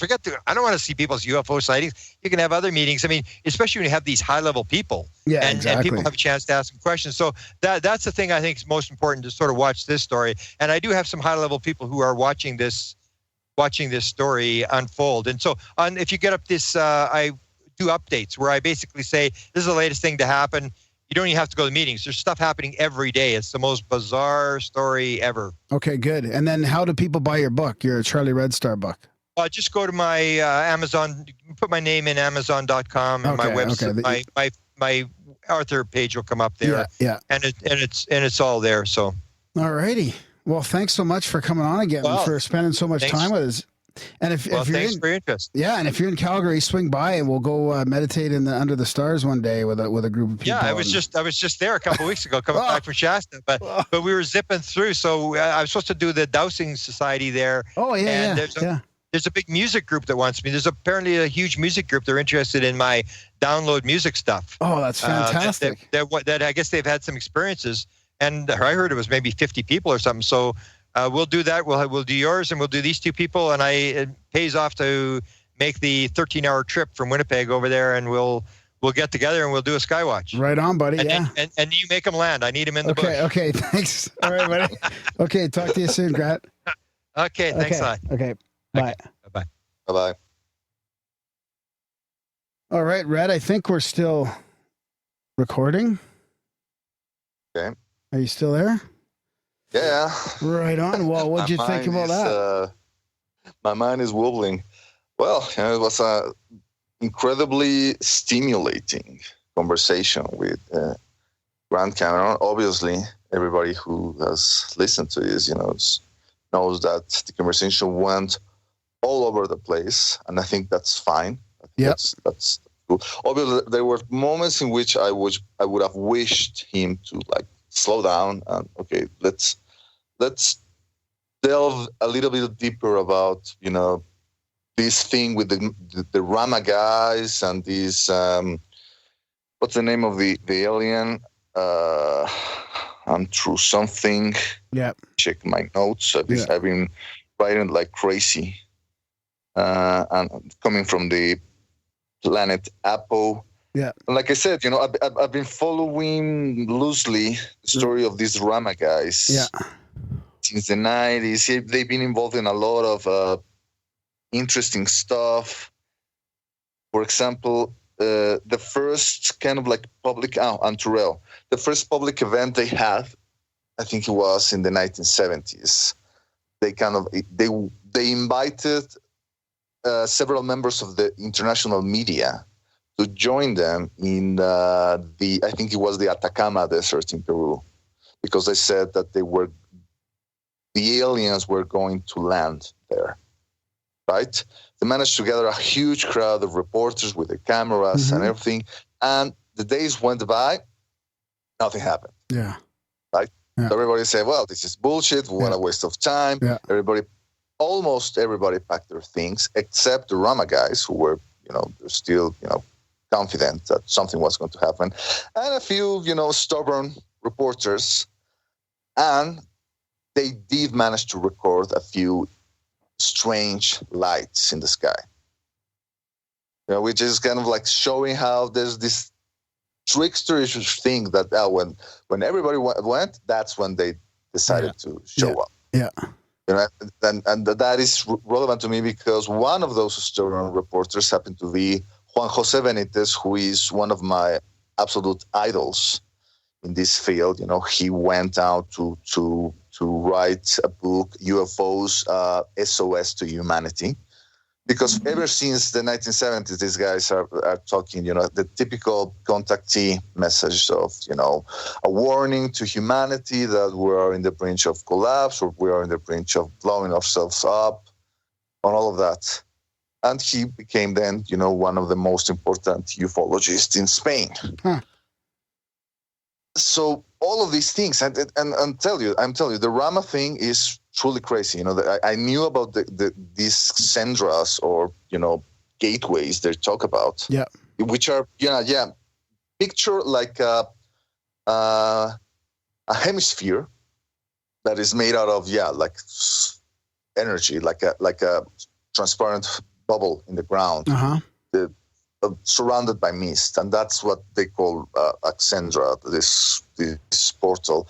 But I did remember that the aliens they were contacting, at least at the beginning, were from one of the moons of Jupiter, Ganymede, and they were 6 foot tall, kind of like Nordics. But the interesting thing is that they had Asian features, right? They had slanted eyes. That's how they, describe them. And then Sixto and his brother, whose name escapes me, kind of like went into a fight, and then they kind of like separated into the 2 different branches. And it's crazy that the brother went to Brazil and he changed his sex.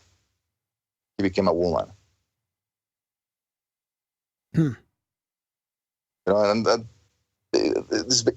then Sixto was in a crusade for trying to find this hidden city in the Amazonian jungle, this white city where there were all these lost records of humanity and all of that. And there's never been clear, at least I haven't been able to figure out whether he actually, found the city or not. But that's whole part of that thing. I actually went to a lecture given by him when I was still in college. He went there, and he is a very charismatic guy. He's still invited in Mexican television, and he's one of those long-running contactees. The guy I had never heard about is this guy Ricardo Gonzalez, this other Peruvian contactee. I feel that I need to check that out, I'm hearing about all these Spanish-speaking people that are involved in this, and it's like, hey, Grant, if you need a translator. Yeah, exactly. Yeah, the thing I like about it is even though we've talked to Grant twice before, and not too long ago, even, a year ago, let's say, this is all fairly new stuff. Like, it was really, I really felt like I wasn't, there wasn't a lot of repetitive stuff. It was very interesting. And I like how we covered so much ground. I feel that I've heard about some of this stuff from his previous interviews. he talked about Wilbert Smith, for example, in that Tim Binol interview that I listened to. Yeah. I don't know, 12 years ago, something like that. Yeah. But I feel that he's been adding something to this. Like he's connecting. More dots, and he continues to connect stuff. Yeah. Obviously, there's a danger in that, in maybe that you are connecting the dots too hard, you know, and finding links where there may not be. Yeah. But I feel that there's a lot of things that he says that resonate with me. It's primarily this idea that consciousness is primordial in the creation or the manifestation of reality. I think that is something that I came to the same realization a few years ago, and I think that this is something that ufology has neglected to follow. You know, that there's something that in the field there's still these like the nuts and bolters, the ones who want to kick the tires of UFOs, and like Mr. Valdez said, you know, that they want to learn the secrets of the propulsion system, and then there are the love and light guys, you know, or how they are mocked by the nuts and bolters, who are saying, oh, well, there's consciousness and there's all these things. And obviously there are things about the love and light argument that I have a hard time accepting, like, well, crystals and, you know, raising your vibrations and all these new age that, you know, that's going to be science soon. I mean, you know, I feel like, I feel like there's something to maybe, that. You know? Sure. Maybe, or maybe there are things that maybe they're going too much in a direction that is not really that. Productive or something. Yeah, but, I know. But I definitely think that the love and light guy is by saying, hey, we have to take consciousness into consideration. I am totally on board with that. Yeah. No, what about the good and evil part of it? You know, I mean, I remember that from the first time we had him on, and it stuck with me that, you know, everything's subjective, and I know there's pretty good arguments against that as well. But some of that resonates with me too. Yeah, like I said, you know, with psychedelics, you have a very positive trip, and you can have a very negative trip. And people say, well, there are not really negative trips. It's just that there is a problem that you're having of integrating the experience and actually having to learn out of it. You know, there's like the psychedelics are showing an aspect of your personality that you have tried to, you know, hide in your subconsciousness, and now you have no choice but to have a really hard look at it, and you don't like what you see. I feel that there's something to that has a strong similarity to the UFO phenomenon, and that's why I keep asking myself, what is the proper setting for a positive UFO experiences? You know, the same way that they talk about settings with psychedelics. Yeah. And even lucid dreaming or OBEs or NDEs, like maybe setting is the right word for that. Mm-hmm. You know, and maybe it's a deeper thing. It's not just, you know, where you're sitting and where your mind's at, but it's a deeper level of balance in your consciousness. Like that's what I meant by out of coherence. Like if I'm, you know, maybe sometimes the experiences flip back and forth between good and evil because my archetype or my deeper fears are coming and going, and there's stuff going on in my head that I'm not confident about, or, you know, who knows at what level that manifestation happens at.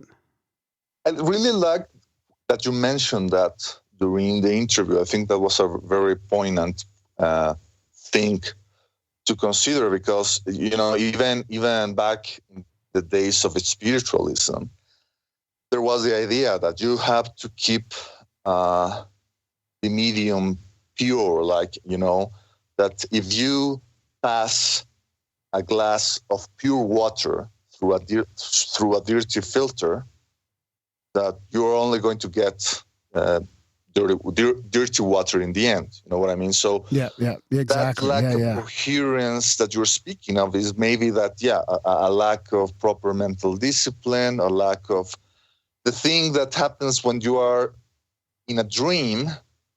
You know, there are some people that have, you know, all these crazy experiences and they don't know what they're going through, and they don't have any control about the dream experience. And there are some people who are trying to discipline themselves and to try to train their mind in order to actually, you know, have some control over themselves during the dream experience, and that is what it's called lucid dreaming. You know, and I have had experiences like that. You know, I have had times in which are, you know, semi-lucid, in which I become fully lucid or maybe 90% lucid, and it is truly groundbreaking. You know, that when you manage to, the dream become less wacky. You know what I mean? You know, it's more manageable. Yeah. And maybe that's what also happens with the UFO experience. You know, I think that's something to consider. Yeah, definitely, man. We got to get you up here too and come out on a watch with us once on a CSETI thing. Yeah, I will be open to it. Definitely. I mean, I discarded it beforehand will be foolish. Yeah. And maybe probably nothing will happen. Yeah. Because there's the negative skeptic, the crowd, you know, jamming the signal. That's a good way to put it. Yeah. That's why I won't let Darren come out yet. He's not ready. Oh yeah, he needs to do a lot of work. Yeah, the group is only, you know, as strong as its weakest link. Yeah. So yeah, I mean, I guess we should wrap it up here. It's been a nice long 3-hour episode, I think, or at least close to that. So yeah, we have these long and uninterrupted chats, and we don't have any ads and all that because of your support. That's all the listeners out there. And the best way to do that is to check out the show notes or go to the website and hit the support link. And yeah, you can donate to the show that way or help us out, send us emails, all that kind of stuff. Red Pill Junkies around. I'll put your stuff in the show notes as well, Red. And we have extra content now.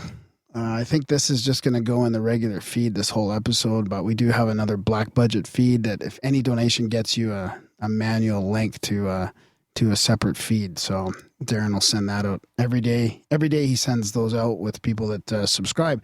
And that helps us with a budget, with a monthly, you know, budget that we can actually start improving things around here and planning a little bit for the future. And we can't do it without everybody's support. So that's about it. Thanks. Thanks for coming, Red. Oh, it was a pleasure, guys. You know, thanks for inviting me. Yeah, you really add a great element to these UFO chats. Oh, I hope so. To the sky, I love you up to the sky. I love.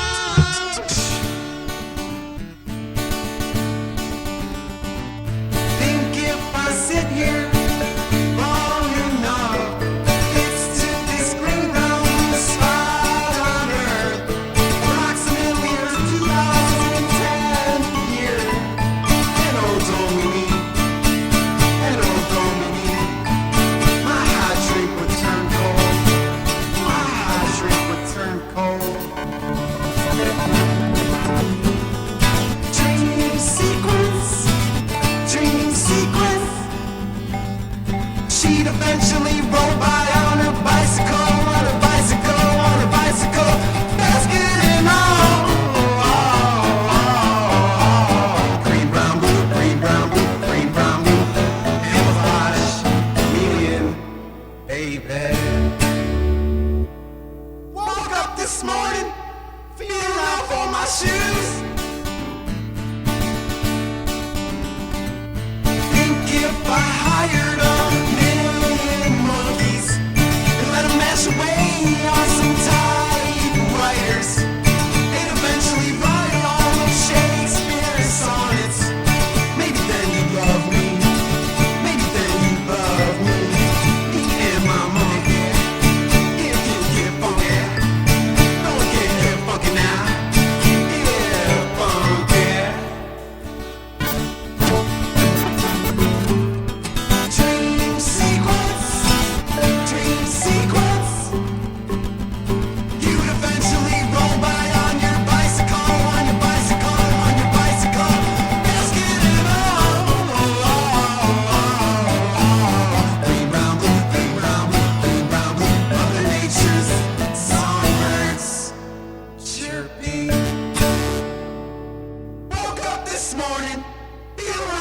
my shoes.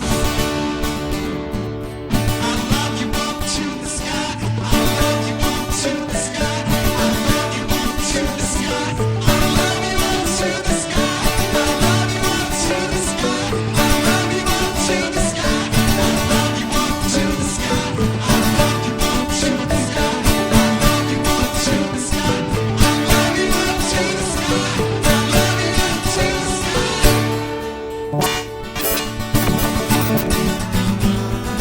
Dream sequence, as you were the cosmic sheep. I come through with some comic relief. I roll by on a tricycle, on a tricycle, on a tricycle, basking in all. Milk and honey, milk and honey, milk and honey. To be or not to be, that is the question. Baby. Woke up this morning and all my blues was dead and gone.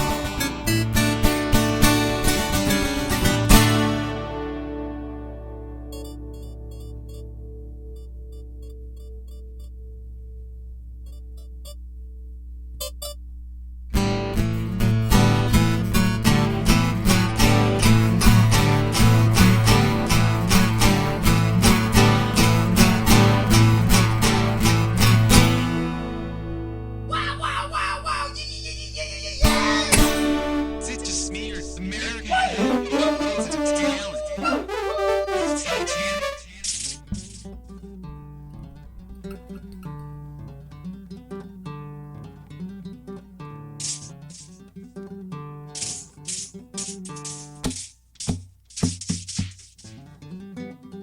They'd eventually write all of Shakespeare's sonnets. Stop on by, stop on by, stop on by, stop on by, stop on by, stop on by.